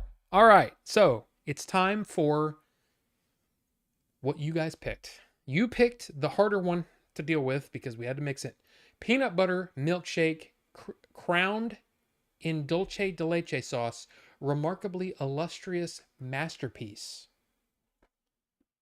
I mean, that's hey, you're putting that on your own label. I mean, look. That's pretty Ooh. All right. So nuck time. A single drop on the nuck. Bam. You see it.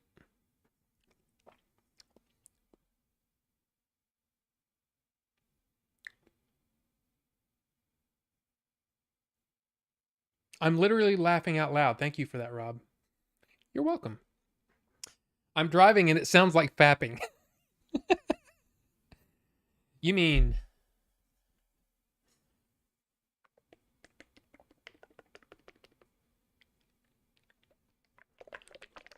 if I had a stereo mic, like an ASMR mic? Anyway. All right. So okay, this is off right now. We don't want it on yet. Let's get a little bit of juice on here. Ooh, it's nice and clear. I love a clear liquid. Because the clearer the liquid, typically, the cleaner the liquid, which means you won't have to freaking re-wick every 5 minutes because it's got so much damn sweetener. All right, juice is on. Mod is on. New load. 0.19 ohms and vapors. The vapors are here. I don't know if you guys noticed this, but last week, yeah. I mean, you guys wouldn't notice this, actually, because I don't think you can see it. But it said on last week's live stream, after it was posted, or after we were done, it said limited advertising, which meant I did something. Maybe it's because I was showing too much vape stuff, but it said limited advertising, which meant I don't think I got any ad revenue after the fact. It's just, YouTube hates vaping. They really hate vaping. And I just don't get it, man. But they'll allow, cigarette reviews and all kinds of weird shit. Gun reviews and stuff. Not that I'm against guns, but still, come on. Be fair. Okay, this is all wicked up and ready to go, or juiced up. Let's open up the tank here. Let's fill it up with a bleh. Look at that nice clear liquid. That's what my own liquid looks like when, the one that I made. All right. So here we go. Here we go. Hey, look, man, we had to do it. We had to shake it up. And see, here's what's funny is it makes an even better sound when there's less liquid in the bottle because there's more to be shaken around.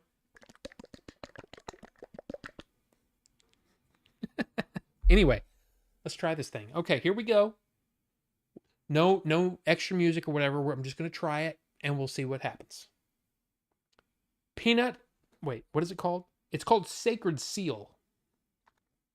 Peanut butter milkshake. Dulce de leche. Here we go.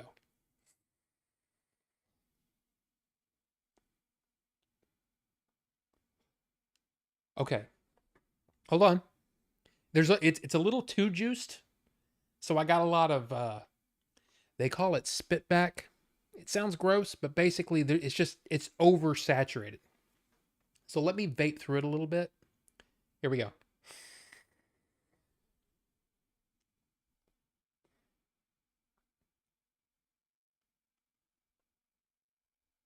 Here's what I don't get. Okay. Um, is there one up there? Okay. So here's the thing. Coils are inside that chamber. It vaporizes and goes up that chamber into the chimney and through this hole, right? So you might you can't see it. You can't see the coils there. But here on an RDA where there's no tank, you're just literally dripping onto the coils. You can see the coils. They're right there. They're like right in your face, right? So like this guy, what is this by the way? Oh, this is the variant. I forgot I had this. So you see the coils are really close to your freaking mouth, right? So typically on something like this, the flavor is going to be much more intense. So my own liquid that I've put in this tank before is so much more intense in an RDA. It's so much more intense. And that's why I was like, I'll stop using it for a minute, and just see how it goes. This is an intense flavor in a tank. So I can just imagine what it would be like in an RDA.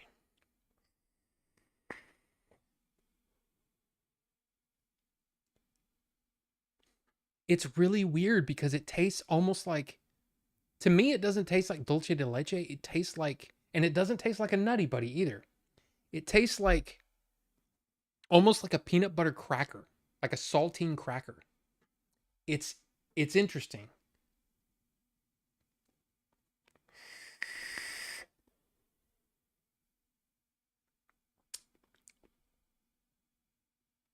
It's I'm just gonna say it.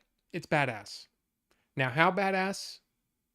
That's weird. No sweetness. Oh yeah, the sweetness is there, but it's almost like, Griffian, do you vape? I don't know if you vape or not, but basically, a lot of these liquids, there'll be like some sort of creamy undertone. Pixel Phoenix, welcome. You just got here, and we just tried a liquid, and it's a peanut butter milkshake. But it's almost like, yeah, there is a like a milky, creamy component. It's a good flavor. It's almost like when you have an ice cream sandwich. I think, at least to me, the most prevalent flavor is the chocolate cookie on the outside, but the vanilla adds a nice thing to the back end, I guess. It's hard to describe flavors. So this has that that that creaminess, almost like vanilla milkshake or vanilla some milk, whatever you want to call it, in the background. But most prevalent is it tastes like a peanut butter cracker. Like a saltine cracker with peanut butter on it. I don't know about you, but I used to eat the crap out of those when I was a kid. Doesn't quite taste like a Nutty Buddy to me. Doesn't taste like a wafer. It tastes like a cracker.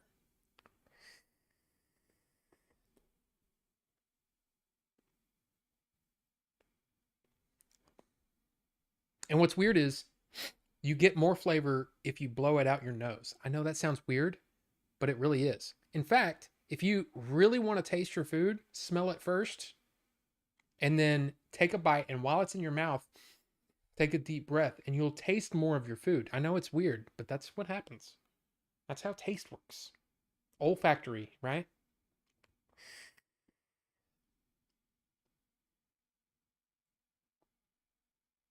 Okay, so here's the thing. Here are my thoughts. It is probably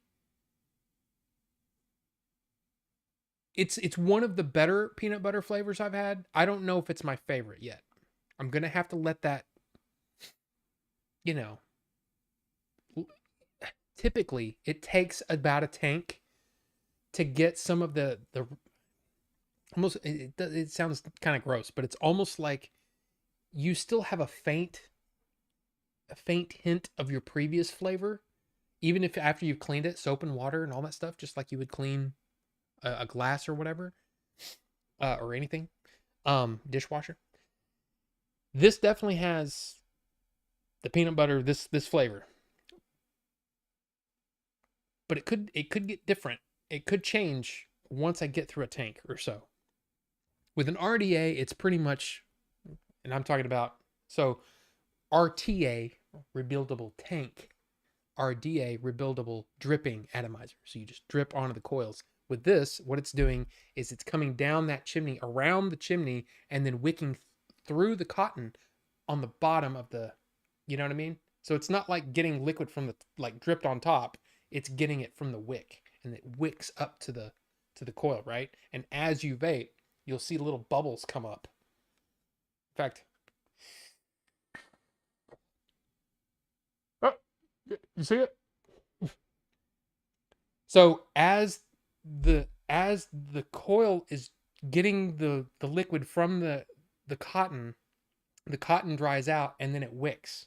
So that's how that works. Anyway, um it's good. It's really good. But what's weird is a lot of times there's different peanut butter flavors, right? There's like a peanut butter. Think about this.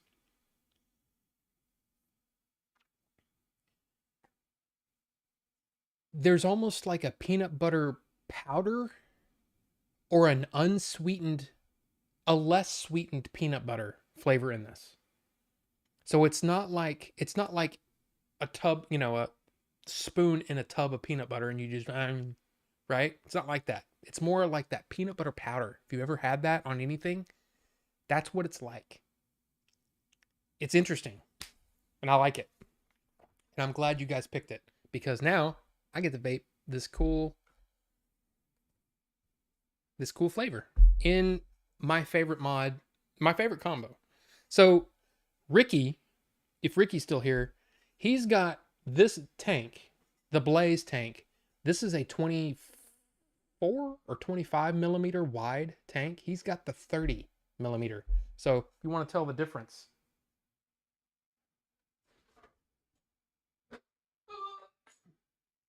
So this is a 24 sitting right next to it. That's a 30. So it's a lot wider, right? Look at the, I mean, it's huge in comparison. He's got the 30 millimeter version of this. This is the first version of this. This one's called the Intake. This one's called the Blaze. Anyway, I'd be curious what it tastes like in the Blaze, but I don't want to change it. And I kind of want to try it on an RDA, but I don't want to, dirty up another thingy. You know what I mean? Anyway, I'm so happy. So thank you guys. Thank you guys for picking that. It has dulce de leche. Well, I think that's what again, it says peanut butter. Anytime they do those flavor combination or those flavor descriptions, they're meant to just give you an idea. I don't think they're 100% accurate all the time. Sometimes they say, "Oh yeah, there's coconut in there." I'm like, I know what coconut tastes like, and I don't taste that. Like, there's one, the one that I make is an acai berry yogurt, and I can't taste the yogurt flavor. It's not like it's got a tang of yogurt. It's got a creaminess, but it's maybe an unflavored yogurt, I guess. But it says Greek yogurt on it, so I was thinking it was gonna be really strong. It's not. So it's almost like it's giving you an idea of something. To me, this doesn't taste like dulce de leche. It tastes like a peanut butter cream made with powder. If you can imagine that, a peanut butter cream, heavy peanut butter cream on a saltine cracker, but not so salty that you're like, ugh, salt. You know what I mean? It's like a cracker. It's like a shortbread. What do you call those? If you can imagine an unsalted cracker with peanut butter on it, that's what that tastes like to me. There you go. Thank you. Anyway, but the thing is, again, vaping is at least 95% safer than smoking. I'm not saying you should start, but I'm saying if you smoke, maybe look into vaping. That's all I'm saying. It's at least 95% safer. And that's the truth. Not lying. I have nothing to sell. It's just the way it is. Okay? All right. And the government hates it because they're missing out on those very, very nice cigarette taxes. And of course, it helps the medical industry because if you smoke forever, guess what? You get iron lungs, you get cancer research and cancer event. Yeah, trust me, they want you smoking. I'm not smoking anymore. I'm vaping because it's safer and it's awesome. Anyway. Oh, is that why all my streams are limited? Bro, no way. I bet you it is. Especially if you talk about it a lot. Or it could be your language, the language that you use. Like, I don't know. That's the thing. I wish I could go to YouTube and say, hey, why? Why is this limited? It doesn't tell you. It just says, hey, due to the content of your stream, the advertising has been limited on your video. I don't know why. I don't know. Vaping is on the target list. Yeah. My liquid that I made is yellow. Yellow. Like pee-pee? Mine was yellow once. Chlamydia, what a literal pain. Eh. But yeah, to me, that's what's interesting about, especially when you mix your own flavors. Like, we were joking around and kidding and all that stuff. But yeah. Sorry, I didn't mean to make you hungry. See, here's the thing. Words are powerful. And I remember this was back when I worked at, way back when I worked at Sprint. I worked in the back room. I was an inventory guy. Okay. There was a sales guy. And we were talking about something. I don't remember what we were talking about exactly. But just using words, I made the guy gag. So if you have control of your vocabulary, you can make someone hungry, you can make someone sick, you can make someone happy or sad, whatever. It's wonderful. It's kind of awesome. But I didn't mean to make you hungry, but I was just trying to describe it in the best words in the best way that I could, because again, it doesn't taste like any peanut butter thing I've ever had. Cuz I like the one that I have the most is that one, the peanut butter jam monster. You've seen that one many times on this stream because I love it. It's great. But it's a different kind of peanut butter. It almost tastes like creamy out of the jar,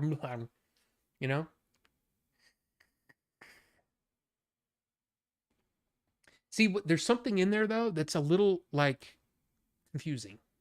Like it's like, why is that there? I don't know why. But anyway. So, you know what time it is? Oh, no. We have one more thing to talk about before we get into the what I've been watching. Oh, and by the way, I talked way too long last week on the what I've been watching. The whole point of that is to make it a shorter video, not a 30-minute video about 3 movies.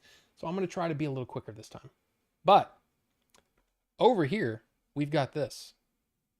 This happened today. In fact, just a couple hours before we started. I'm going to say something that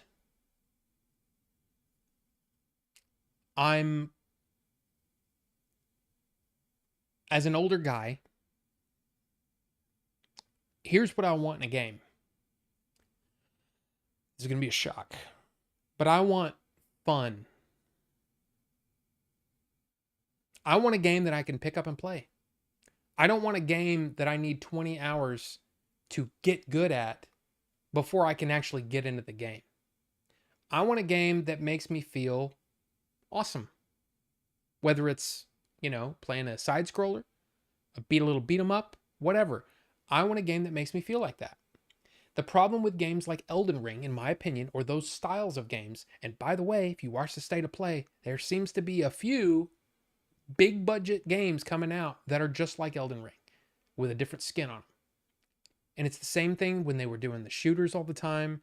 It's just become a thing where there's very few studios that seem to be leading.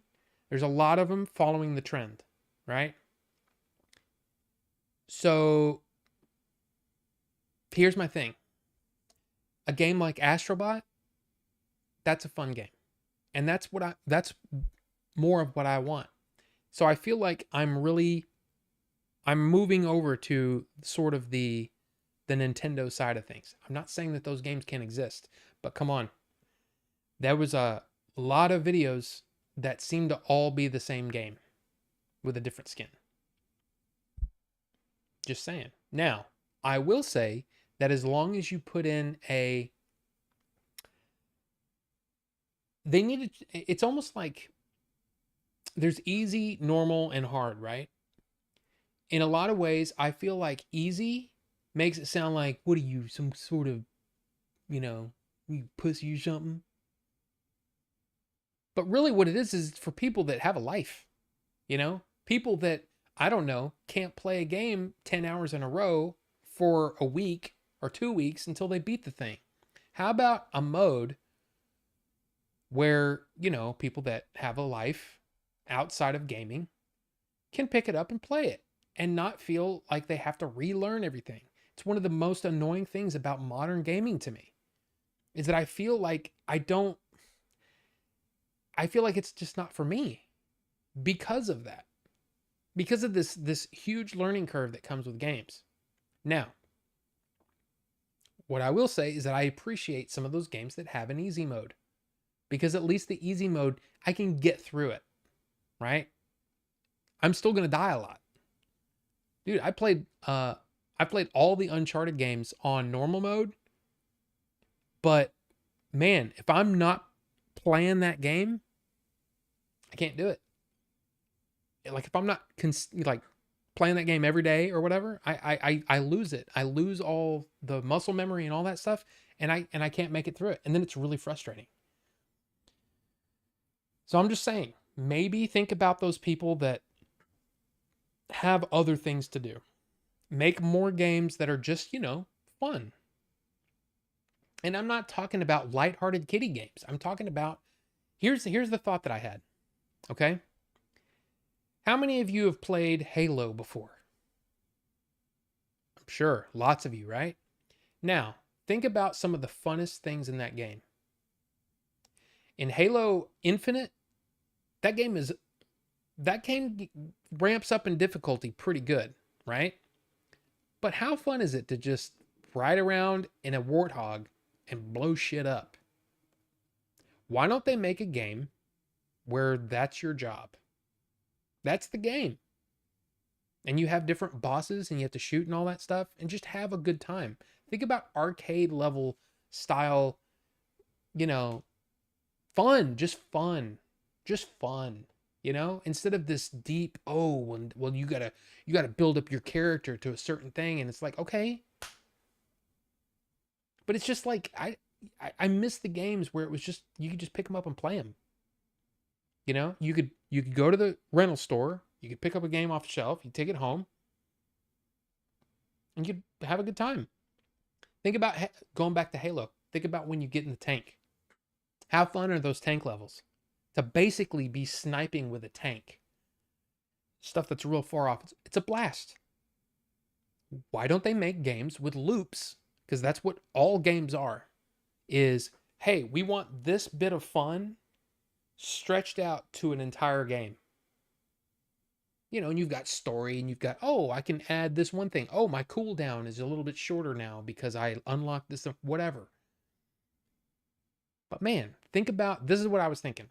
Think about a Halo style game where you're a gunner on a gunship and you're having to wipe out alien stuff. Or, you know what I mean? And that's your job. That's your game.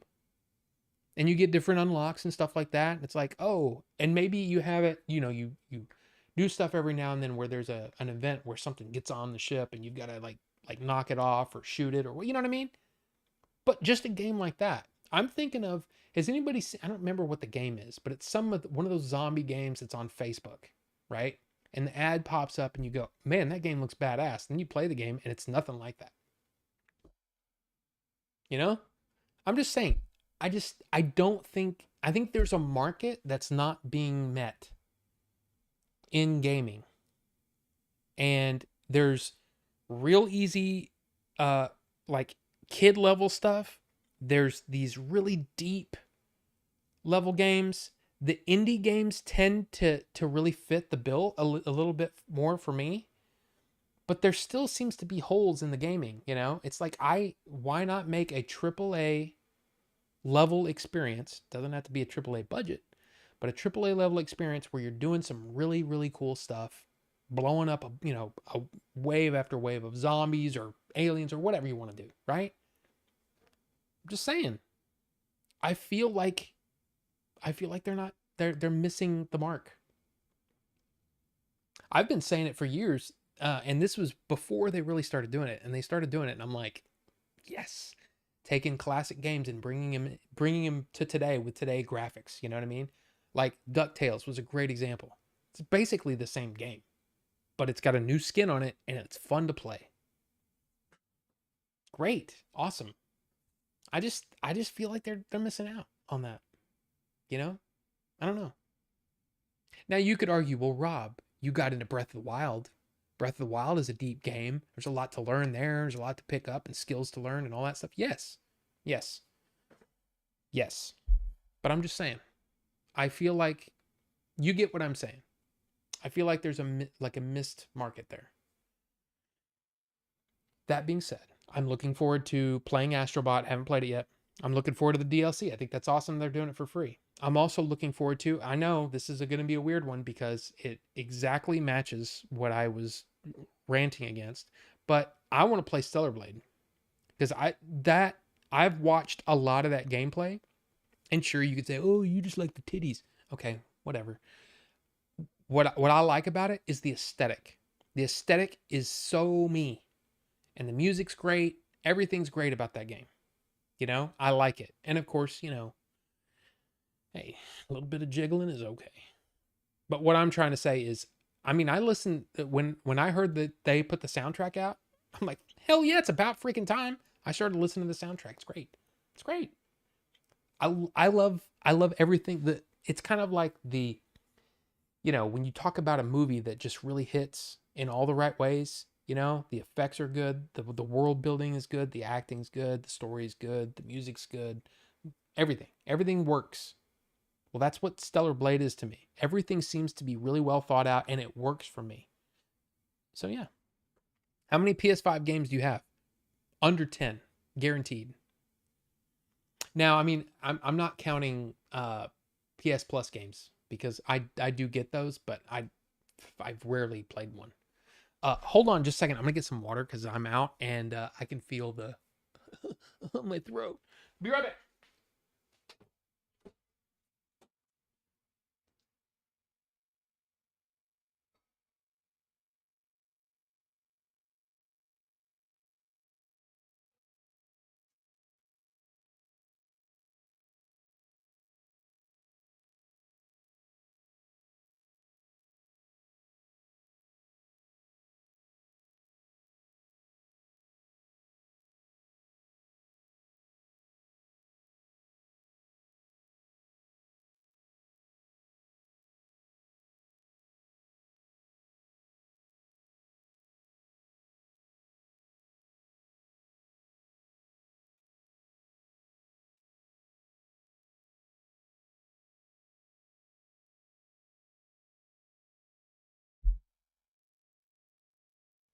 That did look kind of cool. That almost looked like there was a ghost. Anyway, I gotta close the door.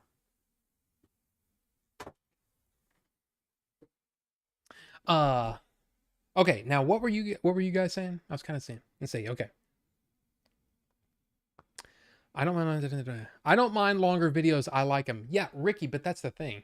Most people they're into that. Let's go. Like sometimes it depends on the video, but I think for especially something like that where there's only 3 movies, I shouldn't be talking 10 minutes on each one of them. That's just what I'm trying to say. Shock fun? What? Why? You're crazy. I know, Griffian. I know. And I actually own Guardians of the Galaxy, and I still haven't played it. I need to play that one. If you're decent at one Souls-like, then you will be at all the others. True, but that's the thing. I hate attack, parry, attack, all that shit. I hate it.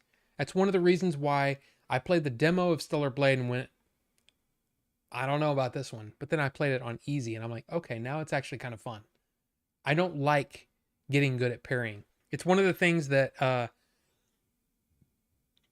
with Breath of the Wild, it took me a long time to get the parrying down. Like probably way too long. But it took me a long time. And I'm not a big fan of that. So I got good at the other things, you know, pinpointing my arrows and stuff like that. But, and I get it. Look, Elden Ring is a beautiful game. I've watched I've watched Jacksepticeye play through that game at least 3 times. At least 3 times. I love the aesthetic of that game. But I look at that gameplay and I go, nope, that's not for me. I don't like dying 7,500 times in a row. That's the second time I've used that number tonight. But I don't like doing that. It's, no. And in a lot of ways, that game feels cheap to me. Like there are cheap kills. And I don't like cheap kills. I'll give you an example. Diablo 4, as soon as you get to a certain level where you just get one shot by random enemies, I lose complete interest. I'm like, why have I been leveling up to be one-shotted by this little piece of crap enemy right here? It's one of the things that I hate about that game is that they level up with you and they level up level up farther than you are. So again, when you're at level 30, this enemy will take 25%, 40% maybe of your health. But when you get up to level 88, 89, they're one-shotting you. No matter how, and I'm like, I think that's BS. I don't like it. I don't like that. I like games where you go to a certain area and you're like, oh wow, these enemies are tough. But as you level up and you get stronger, you go back and then you can just mow through those enemies. I'm thinking Metroid. That's what I like. But this other crap, I don't like that kind of stuff. But that's just me. My personal gaming group, dudes getting older, 40s to 60s, are really enjoying slower games these days. Strategic and co-op games have really interested us. The indie scene has been really good to us. Exactly, Griffian. But see, here's the thing. I'm not big on it. I'm not big on strategy games. So for me, it's like, well, I'll tell you that some of the games that I really enjoy, it's kind of stupid. But I like games that are a lot faster and I can pick up and play for 20 or 30 minutes and be done. And I can move on to something else. Vampire Survivors is a great one. And I can level up and I can get stronger and things get crazy. But it's fun. And it's just a fun game. And it's available on freaking iPhones and, but it's also really fun on my Steam Deck. It's also really fun. There's many of those kind of games. But I don't know. And what it probably is that I lose patience too fast when it comes to gaming. Because it's like, I like a good story in a game. And I think the story has to be good. The world building and everything has to be good, just like a movie would. But then once you do something that pisses me off, I'm kind of done. You got like a one shot. And sometimes I'm just kind of done. Uncharted 3 is a great example of a game that I almost just completely quit.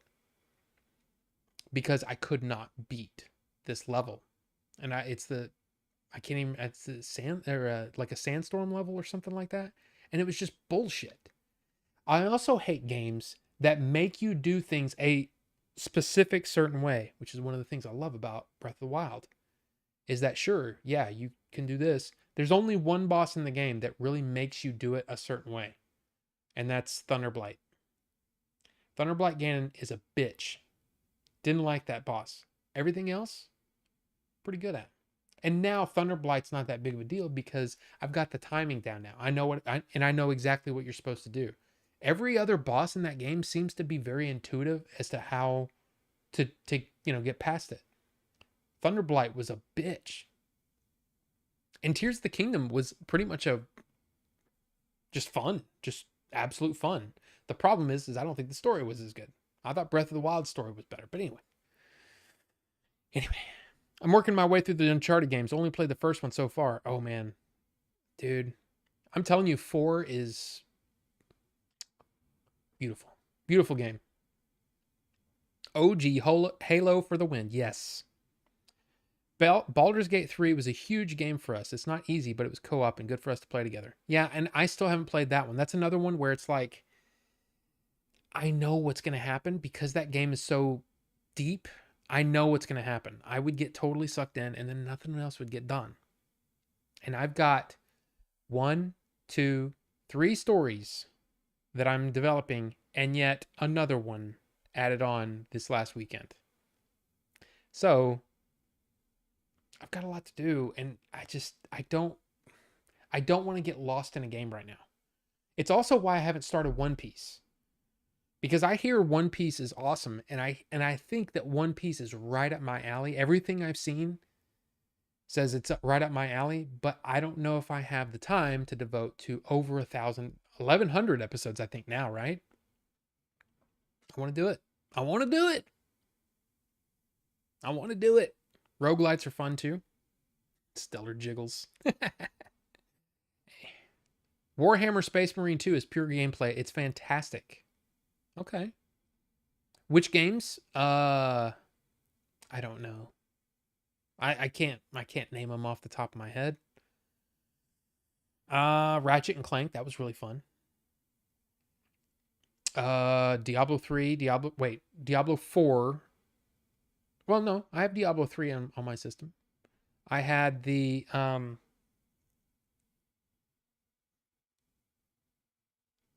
and honestly, that's probably my most played game is Diablo 4. But it's one of those that I get bored with, you know?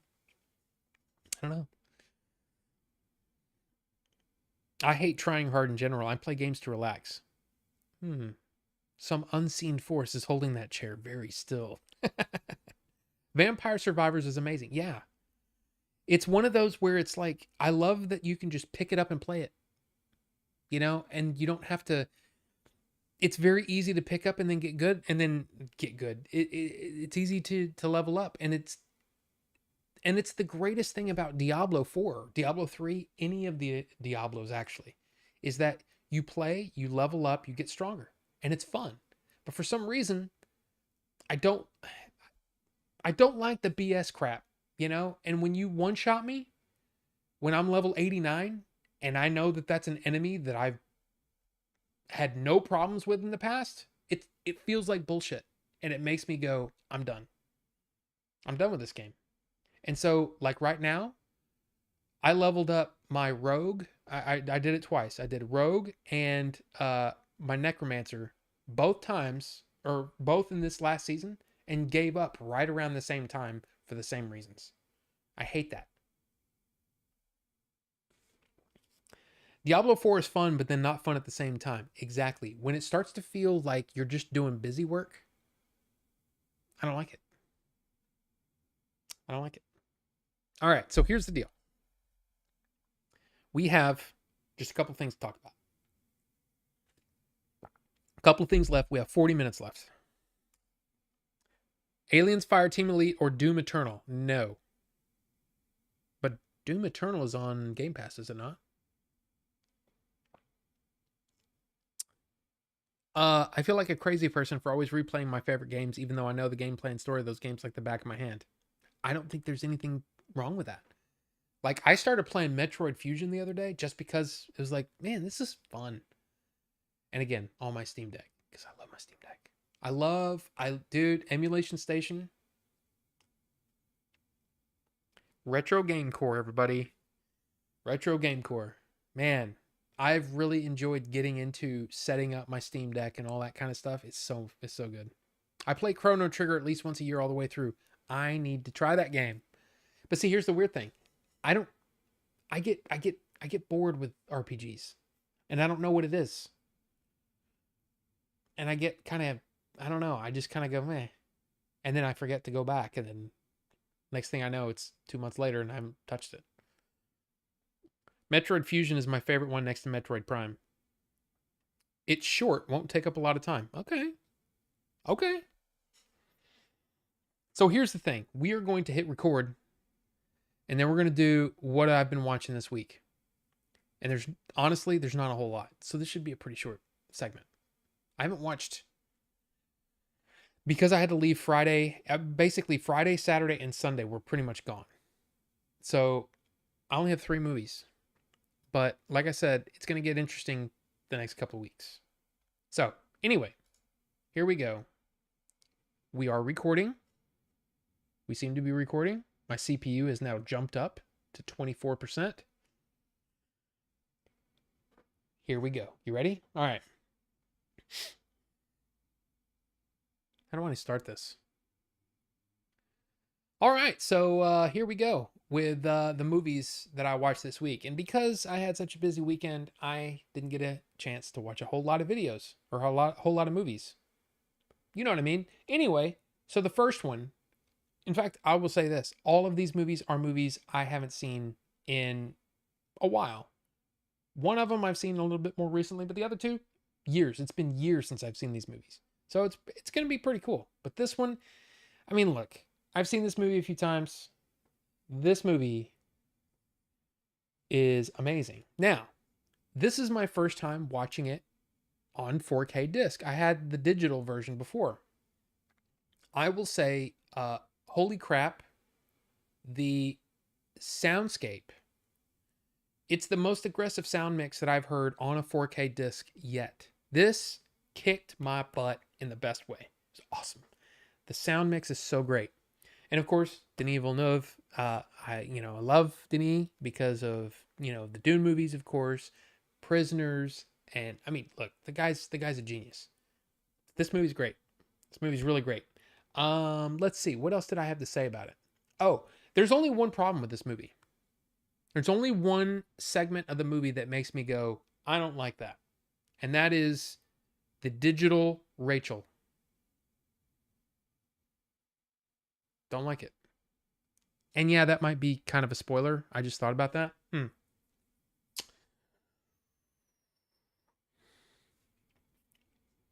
going to redo that and I'm going to cut this out. Okay. There's only one thing that I don't like about this movie. It's not my favorite thing in the movie. And in fact, it actually makes me a little bit irritated. And that is when they use a digital character. When you use a digital character from the past, it automatically makes me think of the Uncanny Valley thing, and I don't like it. Other than that, it's a great movie. It's a fantastic movie. It's a great follow-up to what I think is one of the most important movies of the last 50 years. I think Blade Runner set a trend that is still going to this day. Video games, other movies. I mean, look, Blade Runner is where it's at. And yeah, I mean, what a cast. Ryan Gosling, Harrison Ford, Ana de Armas. I mean, come on. And I mean, yeah, look, it's got Jared Leto in it. But Robin Wright Penn is amazing as well. I mean, and Dave Bautista in an amazing performance. This was earlier in his career, so it's not a huge role, but it's the role that made me go, "Oh, he can actually act." This movie's great. This movie's great, and you should watch it if you haven't seen it. Of course, watch the original. Actually, the original might make you... Some people don't like the original. And in fact, I didn't like the original the first time I saw it, but then it took me watching special features, as we've talked about many times. Sometimes watching the special features makes you appreciate the movie more. And I got to say, watching the special features on the original made me go, oh my God, I love this movie. That is a great follow-up sequel. And it kind of almost, if you think about it, there seems to be a trend of, hey, let's revisit this old IP that has been sitting there for 35, 40 years. Blade Runner 2049, that did it. Now, this next movie is a movie from 1997. I've never reviewed this movie, but I have to say, I've seen this movie so many times that I got sick of it. And I didn't own it on DVD or Blu-ray because I watched it so many times back in the day with my friends and everything. We're talking about 1997. We had it on VHS and we watched it. We watched it so many times. That movie is Face Off with John Travolta and Nicolas Cage. This movie's really kind of dumb. This movie is so out there, and it's weird. It's a weird movie. It's fun, and it's John Woo, right? I mean, John Woo's great. John Woo makes amazing movies. But sometimes they're just not, I don't know. There's something missing. Realism. There's no realism. This is a superhero movie, basically.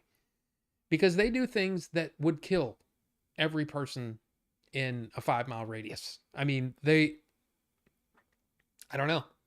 It's like people don't die unless the script tells them to. Otherwise, they're bulletproof. And that's the thing that's kind of crazy about this movie. Now, this is from Kino Lorber. Of course, there's not a whole lot inside as far as like, extra stuff or whatever. But I have to say, the 4K looks better than I ever remember seeing it.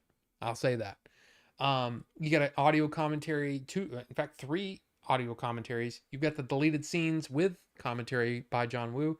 And yeah, there's a couple of featurettes, but I mean, honestly, this is one of those where you have to love this movie to want to buy it, because I mean, there's not a whole lot else there for me.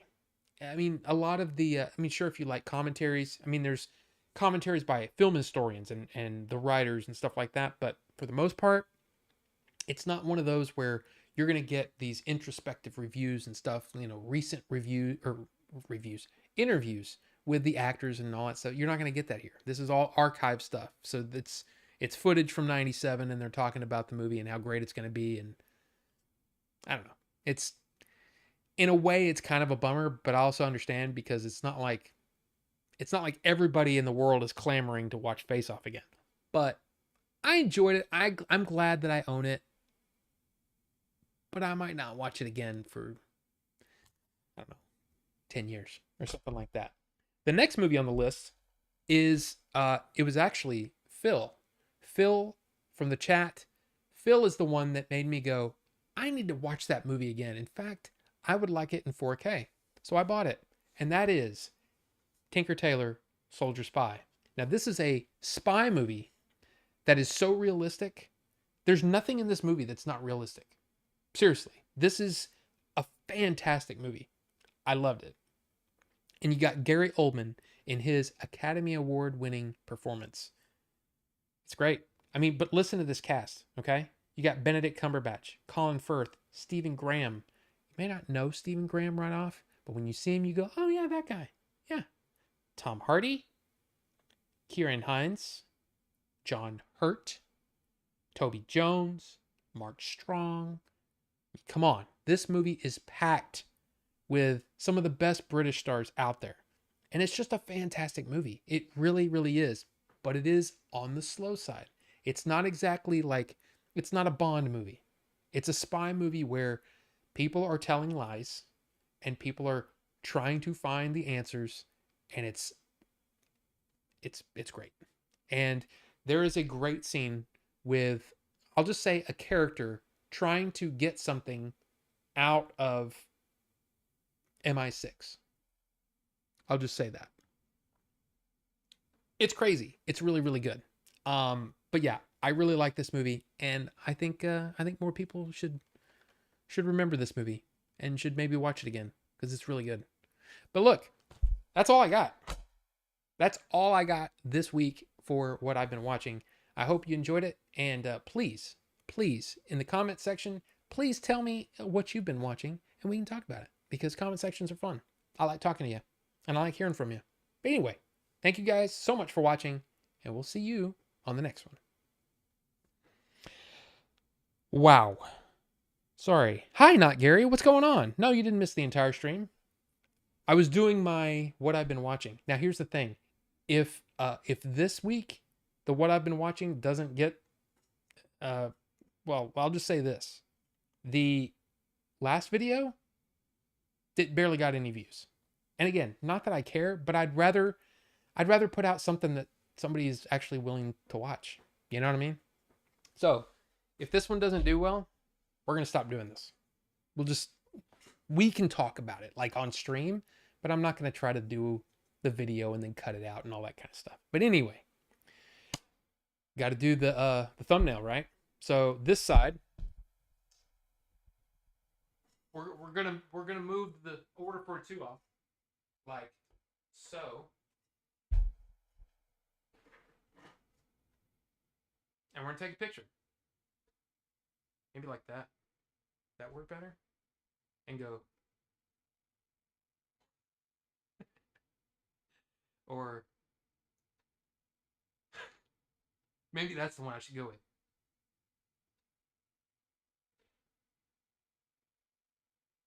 That's the one. All right.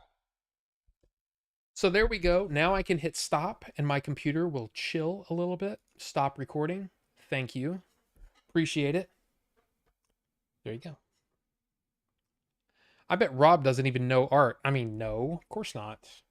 Why would I know art, especially art with a capital A? By the way, we got to get the order 42 thing back. Yeah, I mean, why would I know about art? I mean, come on. I should really just stick to, the Transformers movies and superhero movies and stuff like that. Come on. There's no need for that. Anyway, let's go back a little bit. Let's see. Sonic Adventure multiple times a year. I'm going to take off and watch it later. Griffian, you can do that. You can do that. I'm on my 4th playthrough of Guardians of the Galaxy. Wow, okay. See, I need to watch that. I already play that. Aw, come on, Rob. That movie is like 20 years old now. Don't worry about spoilers. Well, here's the thing, though. Shozama, Max Sterling, if you're a fan of the game, Dave, you know Max Sterling. He made a great point. He said, how would you have liked it? Because he suggested a movie to me. He said, how would you have liked it if I gave away the entire plot to you for a movie that you still haven't seen? And it was like 70 something years old. And I'm like, that's a really good point. 1947, right? Out of the past. So 74 years, 77 years. I mean, it's a good point. So just because we've seen it doesn't mean that everybody's seen it. So I just try to, I try to stay away from the spoilers. I can talk about the movie without giving things away. And you know what? I just remembered. I'm already done recording, right? I didn't talk about Face Off at all, like the story or anything. I'll have to record a little extra segment. Anyway. But yeah, I mean, come on. But and yeah, I'll cut out the part about that character in Blade Runner. Because come on, you never know. Never mind. I just decided to go ahead and stay and watch the movies part. Hey, Ana de Armas is in it. I ain't watching now. What? Ana de Armas is in fact, I think she's the best part about No Time to Die. I think that movie's terrible. And I love Bond movies. I think that movie's probably it's definitely in the top 25% of all the Bond movies. Some of them are cheesy, some of them are extremely racist because they were made a long time ago. Some of them are bad. That one is in that lower 25%. But her scene is the most fun that I think Daniel Craig has had the entire time he played Bond in that segment with Ana de Armas. And I'm telling you, instead of instead of somebody grabbing her to be part of the John Wick franchise, they should have spun that character off into her own series or her own, whether it's a series on TV or a series of movies. Yeah, Amazon, you missed out because Amazon owns MGM, MGM owns James Bond. They should have done that 100%. It would have been amazing, but they didn't because they don't get it. Anyway, plot armor, yes. I'm still waiting on a 4K version of the 13th Warrior. Dang it! Wow, I haven't seen that movie since it first came out. Oh, not Gary. I mean, look, I know you probably don't flaunt things, but I sent you a sticker. Okay? But now we have other stickers. One just white, and then one with holographic. Ooh. Yeah. Pretty cool. We're making all kinds of stickers, man. We're doing all the things. Anyway, one take. I mean, except for the part where I said a spoiler and I had to redo it. But that's what you saw. I think it's kind of cool too, because you get to see how I do my reviews. So typically, what I do is I'll have a script, and I'll go, I'll read it, and I'll go, okay, yeah. I'll do the thing until it's perfect, and then I'll go right. I don't stop, and I just record the whole thing, and then I go in and I chop it up. That's how I do it. Now, I think there's probably some YouTube guys that would go, yeah, that's the dumbest way to do it. Now, okay, well, it works for me. So, anyway. Stick to reviewing art movies. Thank you, Bucho. I appreciate that. Don't forget the turtleneck. Turtleneck with a scarf and a beret. Yes. I love Face Off. Yeah, Face Off is one of those movies. It was fun. It's fun to watch for sure. But it's also just... It's a weird one. It's just a weird movie that I'm like, this is so... Like the idea that you could literally like just swap somebody's face and all of a sudden the way that they talk, their teeth are the same. I mean, it's just a movie, Rob. Yeah, but there's some undeniably cool things in that movie. But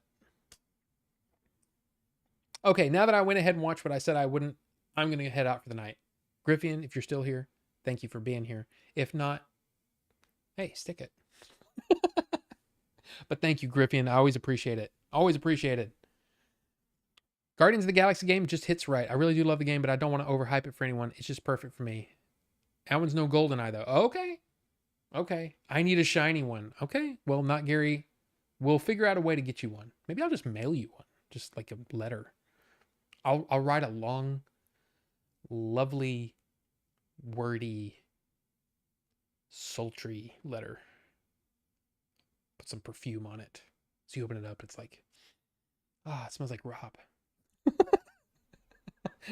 I'll spill some acai liquid on it. So you go, it smells like Rob's studio. How about them Soul Reaver remasters? I'm stoked. And Lunar remasters. Yeah, see, I looked at those and go, I never played the originals, so I don't have any. Now, the Legacy of Kain, there are so many people that have told me, oh, dude, you gotta play Legacy of Kain. I never got around to it. But, dude, like, there was a guy. Oh, John. You guys know John. John was on the show once. He, my blind friend. He loved those games back in the day. And he told me not too long ago that he still thinks, because I was talking about something with games. And he was like, man, I really miss playing in games. I mean, I'll tell you this, man, Legacy of Kain, Soul Reaver, man, love that game. He would be irritated because he can't really play games anymore, which sucks. I mean, it's all very, very hazy. It's, yeah. This isn't Minecraft, Robert and Vinny C. That who I be. Welcome, sir. Why am I talking like that? But hi, how's it going? Good to see you. Rob is so behind. I'm not that behind. And guess what? We're almost done. But I only have one thing left to talk about. And that's trailers from this week. So take that. GoldenEye is like the perfect Bond movie. I need to rewatch it. It's been years. It's a good one. And that's in the top 5%. I used to be able to name all the Bond movies. I don't know if I could do it, but that one's definitely way up there. It's really good. There's some cheesy stuff in there that's kind of like, okay. But man, for the most part, that movie's awesome. And to me, man, Pierce is just like the right balance of suave and sophisticated, but you can buy him as a badass as well. But it's like you look at him and you go, that's a good looking dude. That's just a good looking dude, and I can see why the ladies love him. But in a way, that doesn't really fit Bond. Bond wasn't like a supermodel hot guy. He was supposed to be sort of average looking, but he got by on his charm. I feel like Pierce Brosnan could just walk in a room and get all the women, like, because he's that good looking. Wouldn't have to try that hard. I don't know. Is that too much? I don't know. But I love GoldenEye. Love it. Love Legacy of Kain. Yep. If I open the mail and find that letter, just be my life might just be complete. Okay.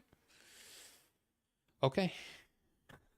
GoldenEye is indeed the best. It still holds up real well. Yeah, it's real good.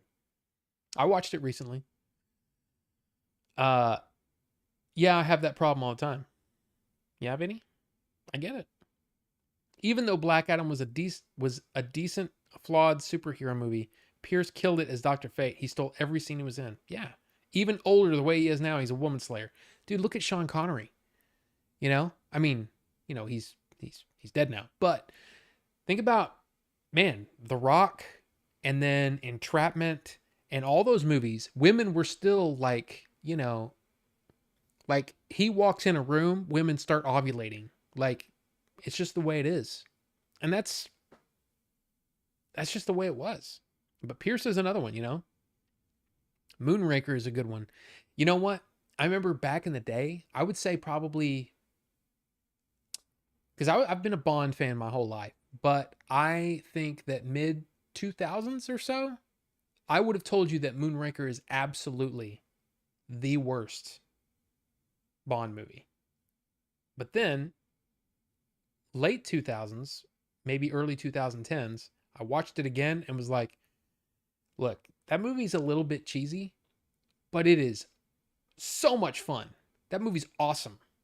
It's like, it's in the top half. I mean, again, I've never ranked the Bond movies, and that would be so difficult because I love Bond so much, and even some of the really cheesy ones I really like.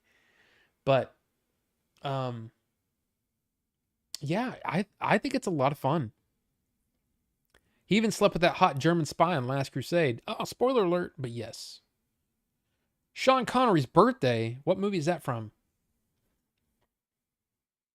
I don't know what movie that's from. Not Gary. I don't know what movie that's from. It's not ringing a bell to me at all.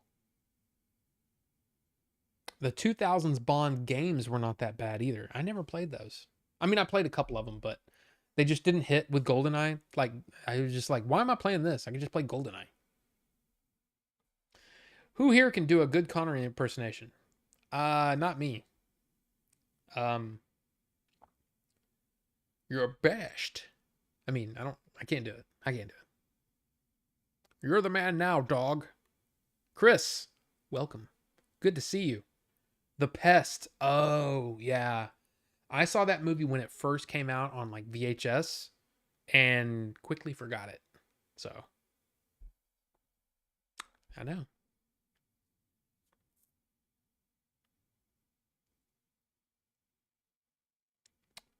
YTMND. Why do I know that? Oh, you're the man now, dog. Gotcha. Oh, that's what that means? I never, like, I didn't realize I didn't realize that's where that was from. I'm an idiot. But look, this week we got some new trailers. In fact, just the last couple of days we got some new trailers, and I want to bring them to your attention. But I guess I never looked that up. Love that movie, No Guilt, love it. That's Finding Forrester, right? Because that movie's awesome. That movie's really good.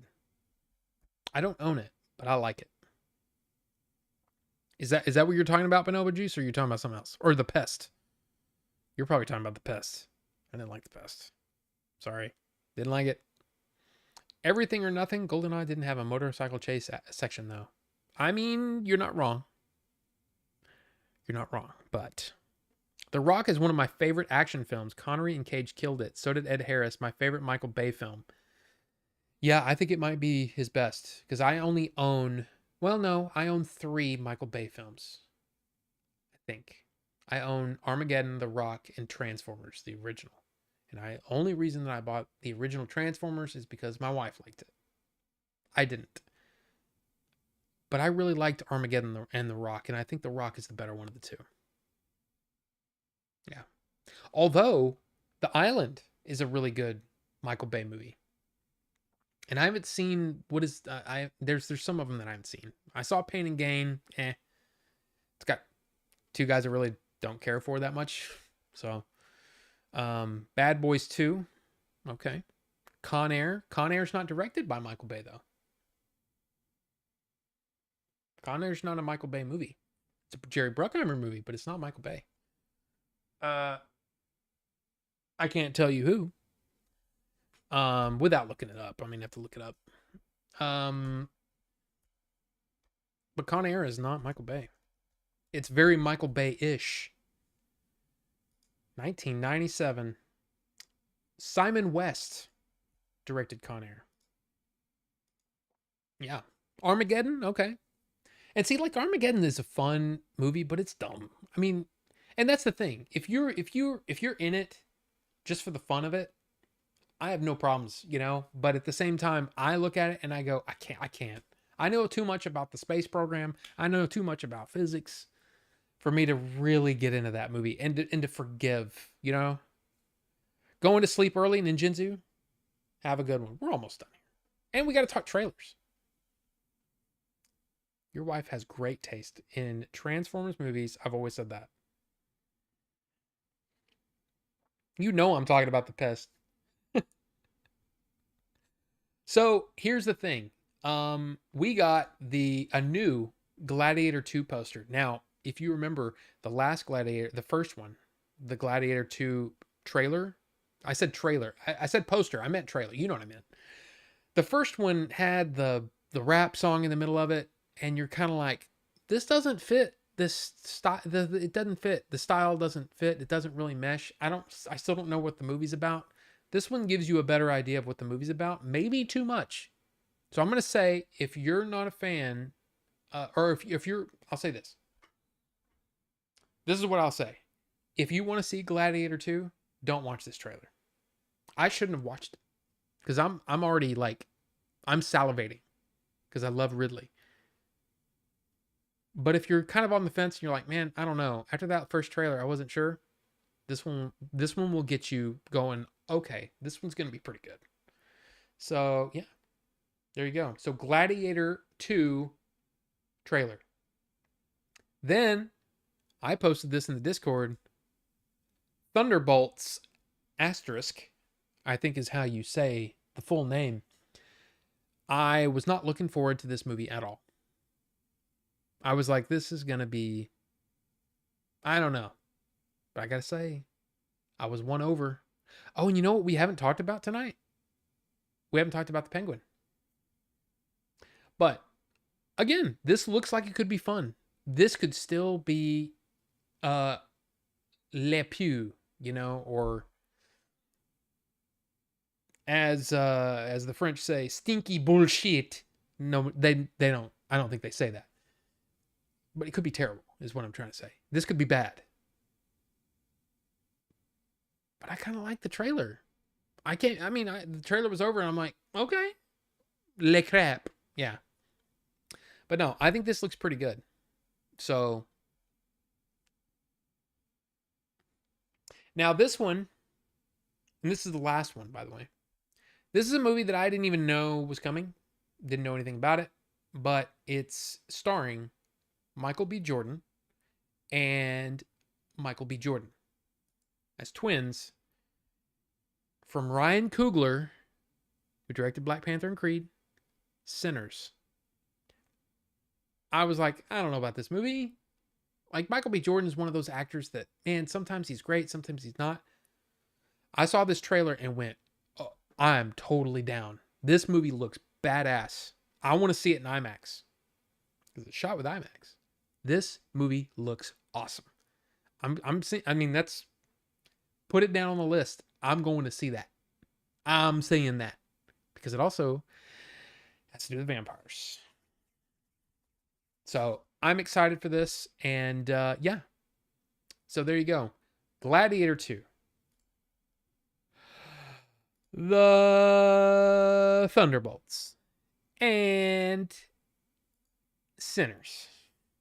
Those are, to me, those are like the top three of, I mean, look, there's plenty of trailers that come out all the time, but these are the ones that really stuck out to me and made me go, I want to see these movies.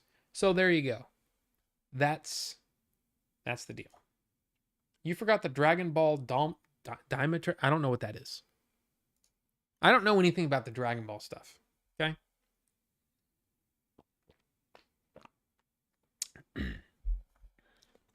If Thunderbolts could be rated R and go hard on action and comedy, well, I was going to say, well, Marvel movies don't really need to do that, but then Deadpool and Wolverine just did and made a ton of money. So, I don't know. I don't know about that. I just don't think that just because that I think a lot of people look at Marvel and they say, well, you just broke the dam open. You know, you broke the dam open and now you did the rated R movie and you made a ton of money. In fact, it's almost beating your other Disney movie for the year, Inside Out 2. Inside Out 2 appears to be the top box office winner of the entire summer. But Deadpool and Wolverine is right behind it. That's amazing for Disney. You know, whether you like Disney or not, you got to look at that and you go, that's pretty impressive. But just because they did one rated R movie doesn't mean they all have to be that way. But it would be interesting to see if it would work. You know, can a non-Deadpool Marvel movie be good because it's rated R? Because I feel like in a lot of ways, and I don't know if anybody else feels this way, but The Sopranos, in a lot of ways, felt like, well, we got to have some nudity in here to make this kind of rated R, right? They just threw it in. And it's almost like there were whole episodes that didn't feel like they needed to be like NC or what's the MA-18 or MA-17 or whatever, MA-18, whatever the rating is for TV. They didn't feel like they went that far. And then all of a sudden, oh, there's some boobs. Okay, well, I guess now it's rated R. You know what I mean? So I don't know if that's how it would feel. You know? Oh, my sweet summer child. We have much to discuss. Yeah, I mean, the Dragon Ball stuff, I've tried getting into it. It's just I've never gotten into it. So, what does the asterisk in Thunderbolts mean? I have no idea. I assume that we will find out because Kevin Feige actually said something about it. He was like, yeah, that has something, that has a significance. It's not just there for funny stuff, but there is some significance to that. Now, what it is, who knows? It could be all BS. I don't know. What's stronger than unsubscribing? I mean, look, man, I'm just not. It's not for me. It's just not for me. You know, it is not for me. Oh, and by the way, anybody into the UFO stuff? Anybody here into the UFO stuff? Because I mean, I know there's some of you that are, but yeah, there's this.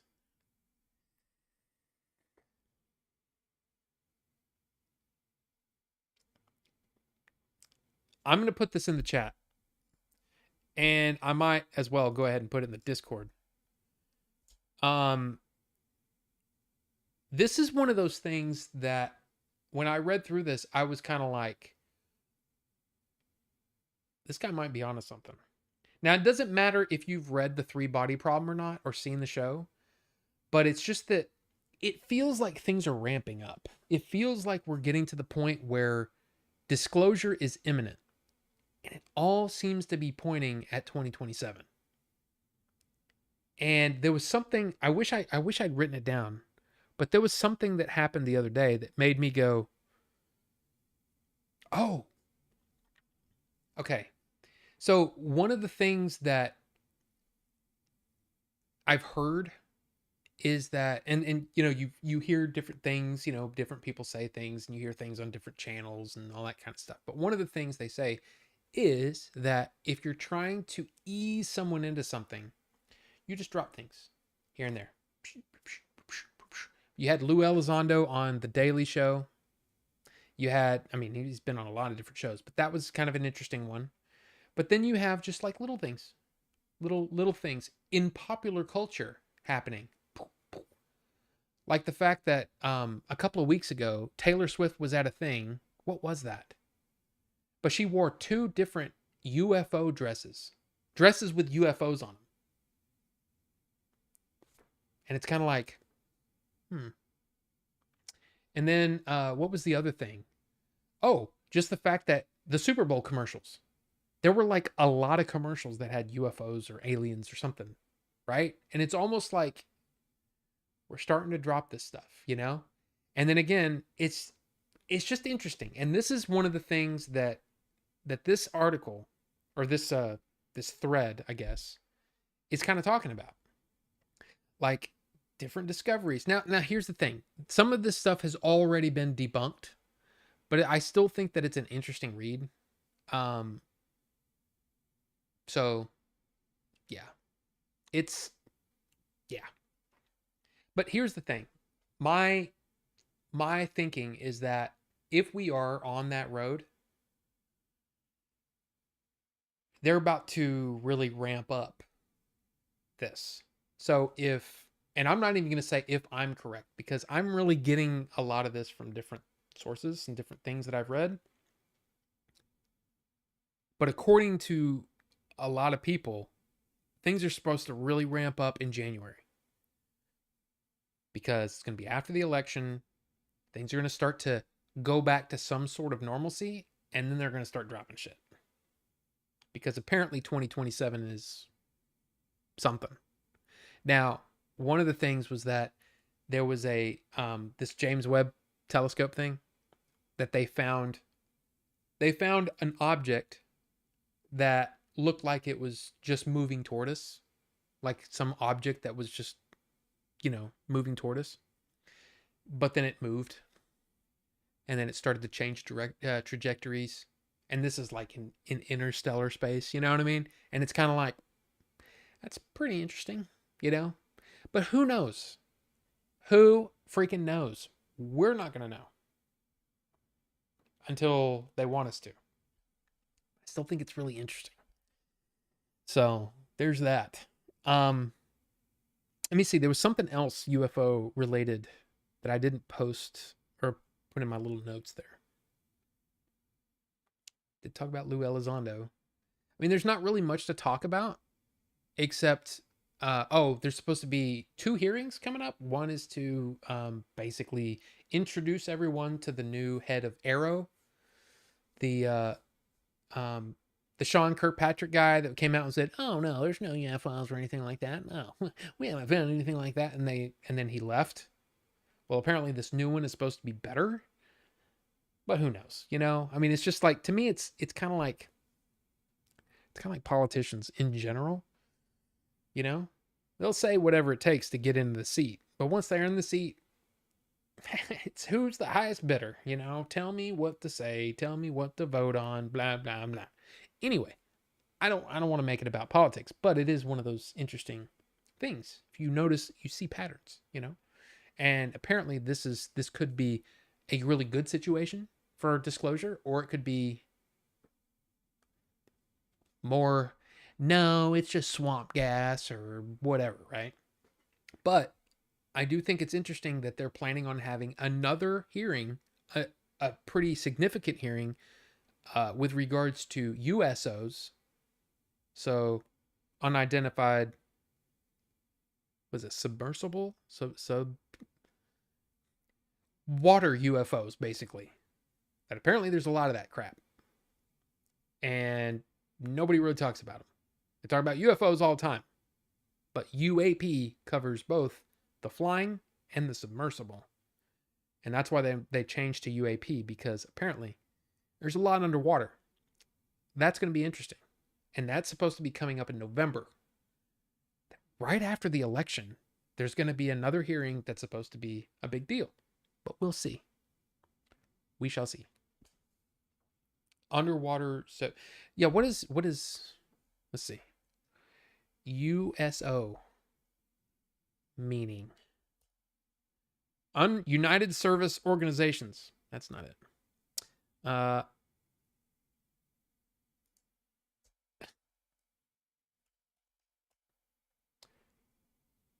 USOs, not UFOs, have been the greatest threat to the Navy.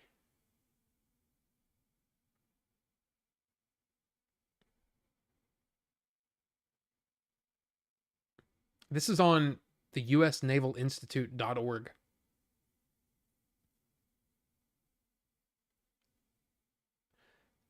But what does it mean? What does it mean, Basil? What does it all mean? Unidentified submerged object or unidentified submarine object.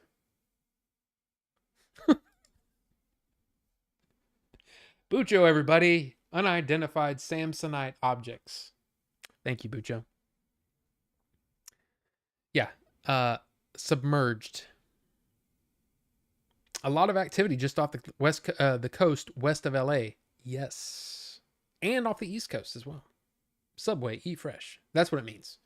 Unidentified Subway, eat fresh objects. But yes. But I just find it really interesting. And who knows? You know, the thing is, and I don't like getting like anywhere close to politics, but it's really interesting that we had this, you know, last year when the David Grush thing happened. I mean, you had what appeared to be enemies talking to each other, agreeing with each other, and it was amazing to see this very nonpartisan issue being talked about. And now they've kind of gotten like, because the election's coming up, everybody's like fighting again. But then there's supposed to be another hearing in November, which is really interesting. But look, all I want is I want to know. And I want to know if the fact that I don't have a belly button is a problem to the aliens. Because is that how they interface with us? I don't know. I just had a thought earlier today that man, I wonder if because I mean, if you think about it, it's pretty universal that that's where you get nutrients and all that stuff when you're a baby. That's just the way it works. But what if I don't have one anymore? Will I be looked at as, will they throw him on the fire pit? You know, I don't know. What are the aliens going to do to me? I don't know. Tom Ace. Yes. The way these things move, no organic person being could survive those kind of speed and direction changes. They are really advanced drones. Yeah. But I don't know, man. It's so damn interesting. And there have been some really compelling, like I don't know how much you guys get onto like, you know, Twitter or Reddit or anything like that and look at some of this stuff. But man, there's been some interesting stuff over the last. Vinny C, prove it. You want me to prove that I have no belly button? Is that what you're telling me to prove? They will think you were the first of us. Yeah, I'm what do you call it? I'm what do you call it? I'm Adam basically. No. Probably not. Rob is Prometheus. Well, here's the thing. It's because of all the surgery. It's all the surgery. That's why I don't have a belly button anymore. But yeah. Unsolved Mysteries theme still gives me chills. Remember in 2023 when certain influencers were saying 2024 was going to be huge for UFO stuff? It kind of has been though. I mean, think about all the stuff that's come out in the last couple of months. It's been kind of nuts. And we still have the program coming out, which will be interesting. And now it's 2025. No, 2027 is when the big thing's supposed to happen. 2025, beginning of 2025 is when things are supposed to ramp up. The reason that everybody was saying that things were going to get huge is because that bill was supposed to pass. That bill did not pass. The bill got shot down by the Mikes, Mike Turner and Mike Rogers, right? Anybody remember this? And when that happened, it deflected their plan. It's like a stone that is skipping off of a pond. That's what happened. Or a UFO skipping off the atmosphere on purpose just to mess with us. I don't know what I'm saying. What I'm trying to say is that's why 2024 was supposed to be so huge. But we've still made a lot of progress. Still made a lot of progress. But 2025, they will have to. They said they're going to have to step it up. Again, hey, I would recommend watching some of the Lou Elizondo stuff. But again, that's the problem, right? It's completely understandable why you might look at that guy and go, I don't trust that guy. Because guess what? He used to work for the government too. Who knows? He might still be there. He might be there only to distract us. I don't know.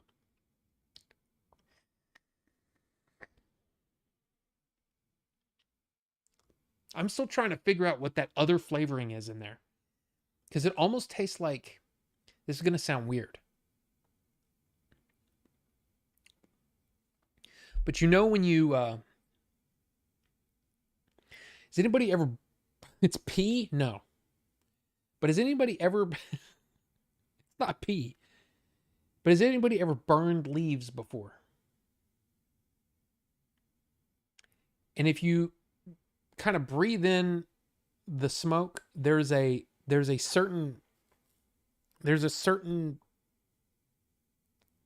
vegetable-y kind of smell to it. That's what it's like off in the background. That's there. And I don't know if that's a byproduct of the heat because I'm vaping this at 75 watts. I don't know if it's just part of another flavor or if it's supposed to be something else and it just tastes funky. I don't know. Looking a little warm? Warm? No, I'm actually a little chilly actually. Because it's after 9, man. AC kicked on down to 69. 69 dudes. Mr. Prometheus. That's me. Mr. Prometheus. This imminentness thing is how a lot of woo works. Oh, absolutely. Everything from religious prophecies to QAnon type malarkey to UFO cults, the promise of something big being imminent pushes certain buttons in some people, for sure. For sure. But there's just been a lot of stuff. And because I knew that they changed, or that law didn't pass, it really changed a lot of their plans. So the current timeline is that 2025, beginning of 2025 is when things need to ramp up a bit. And then apparently in 2026 is, but who knows, man? You never know. I've burned many leaves in my day. Yeah. So there, you don't have, there, whatever that smell is, it's not a burn smell, but there's a vegetable-y kind of smell to it. Because when I take a vape of that, it reminds me of burning leaves for some reason.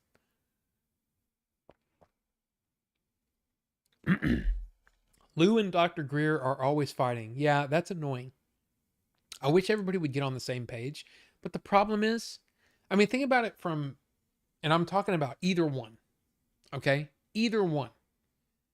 If you're trying to get out a message and some guy comes along who's maybe been in the space a long time and starts saying a bunch of stuff that you believe isn't true and confusing the narrative, that would irritate you. And the reason that I know that that's irritating is because I've watched it in the vape scene. There are people that, you know, when trying to fight this whole thing in the US, it's the same thing. You've got people that are clearly only here to make money, and there's people that are clearly here to try to move things forward and make sure that harm reduction is available to everyone, right? And that any attempts to stifle harm reduction when it comes to smoking, vaping, snooze, any of that stuff, the Zins and all that stuff. I mean, how many times have you seen an article about how Zins are making people crazy? It's just, they're nicotine pouches, man. And they're much safer than smoking. There was actually an article that, or not an article, it was a tweet from a very major, I can't remember, I'd have to look it up. But there was a tweet from a very major uh, member of the health industry in America that was community noted on Twitter and basically dismantled their entire thing. And it happens a lot. You know, these community notes, these people post things that just aren't true. And that irritates you. But then there's also people that are for the cause, but you can tell that they're going about it in a way that makes it clear that they're really in it just to capitalize on whatever. And I feel, just this is just my opinion, this is my take. I don't know if it's true or not. Dr. Greer has said many compelling things, but I feel like Elizondo is much more believable. And Dr. Greer is that guy that's maybe he may have brought a lot of whistleblowers forward and all that kind of stuff. But he also seems like all the money making stuff that he does kind of makes me go, I don't know about you, dude.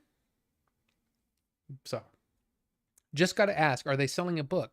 Both of them are selling things. But here's the thing. If you understand Lou's story, it makes sense.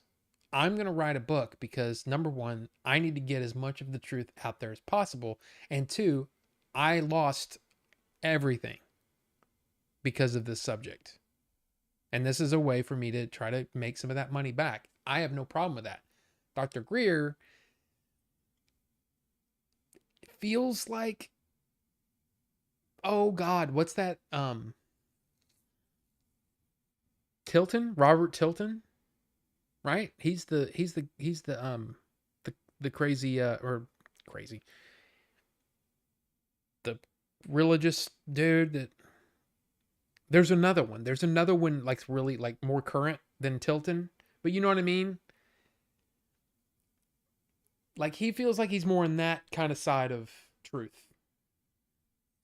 Just like I'm sure there are actual religious people, pastors, priests, whatever you want to call it, that would look at somebody like Robert Tilton and go, okay, even though we're kind of saying some of the same things, the way that we go about it are two very different ways. You know, this person is living a life of truth and of knowledge and of trying to, you know, bring peace and love to the world.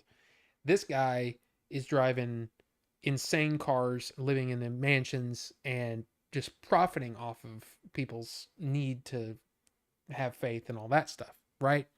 Two completely different ways to go about the same subject. And I feel like Lou Elizondo's on one side, Dr. Greer's on another. I could be completely wrong, and they both are on the same side, and whatever. But I don't know. That's just how I feel. That's how I feel about it. And everything I hear from Dr. Greer makes me go, eh. But Lou Elizondo makes me go, you know what I mean? It's just a different feel. But yeah, okay, Carbonite, perfect. Greer pays a helicopter to drop flares and calls them UFOs. Yeah. So it's kind of like,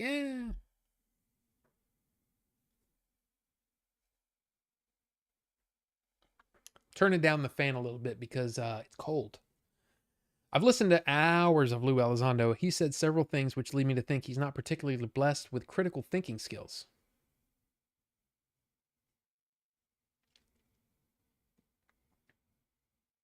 I mean, okay.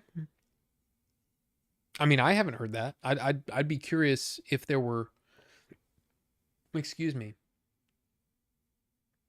I'd be curious if there was a specific thing where you go. It's kind of like, you know, I watched. Okay, so after I watched Blade Runner, I was like, ooh, you know what I want to watch? I want to watch a couple of Christopher Nolan films, or not the whole movie, but I want to watch some scenes, some of my favorite scenes, Christopher Nolan scenes, on the new 4K Blu-ray player and see if they're better. By the way, The Dark Knight on 4K has the open matte, the IMAX, which is really cool.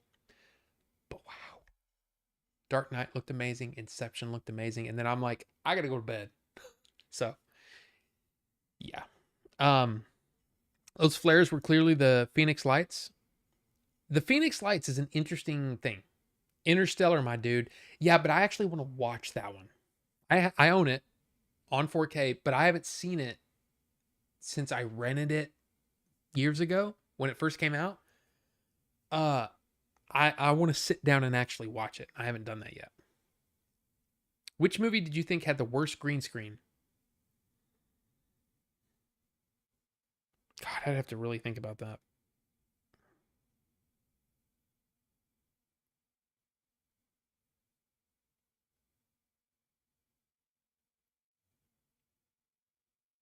Probably my YouTube video. Yeah, I mean, early on, blue screen and green screen were shaky, you know? Jedi Speeder Chase.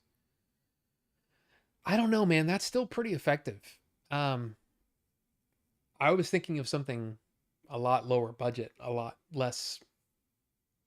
I don't know. I mean, I can see what you're saying though, because you can tell, especially in 4K now, you can tell that, you know, when they're shooting with like either the biker scout in front and Luke and or Leia on this side or flopped, you can tell that they're puppets. It's very obvious. But other than that, I still think those are pretty damn good. And come on, that scene where, you know, the veins are or whatever, and Luke flips off, lands, and then the look on his face when he lights that lightsaber, dude, awesome. I love that. And the look when the speeder bike guy kind of like, okay, I got you now, and then you know what happens. Any Neil Breen movie, okay, there you go. Billy knows. When are we getting another bad movie review? Billy? Here's the thing though, and I think, and I don't want to speak for him, but I think as far as the channel goes, those weren't the best viewed. So it's kind of like me doing the what have I been watching this week, you know? I love doing them and I would love to keep doing them, but if I do a review and it gets, you know, such and such views and this one gets a quarter of the views, it doesn't really make sense to do that, you know? But at the same time, I'm still going to do my Ridley Scott reviews no matter how many freaking views they get. I don't even know. Uh Let me see. Cuz I think the last one I did terribly. Yeah. Yeah, the last movie or yeah, the last one that I did for the Ridley Scott review-a-thon was Thelma and Louise, and it got 68 views. Meanwhile, uh, my Megalopolis is now at 2,100 views. Wow, how? That's crazy. That's crazy. And I just realized I got a sub while we were. Actually, we're at 3308 since we started the stream. So there you go. That's awesome. I mean, you know, hey, anytime you can get a little boost. Are there any drive-in theaters in Fort Worth? I think there's one. I've never been there. No sub, alter GIF. Well, it depends. Like there one came in while I heard it go off. Um, no sub alert GIF. Yeah, there is, but I think it's well shit. I'll just play the last one.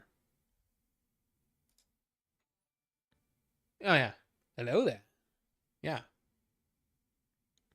So there you go. And I think that was the last one. But if somebody has set up their account to not say their name or whatever, then uh I'll see the sub, but I won't see their name.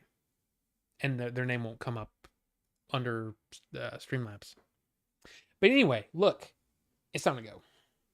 I got nothing else. And throat is sore.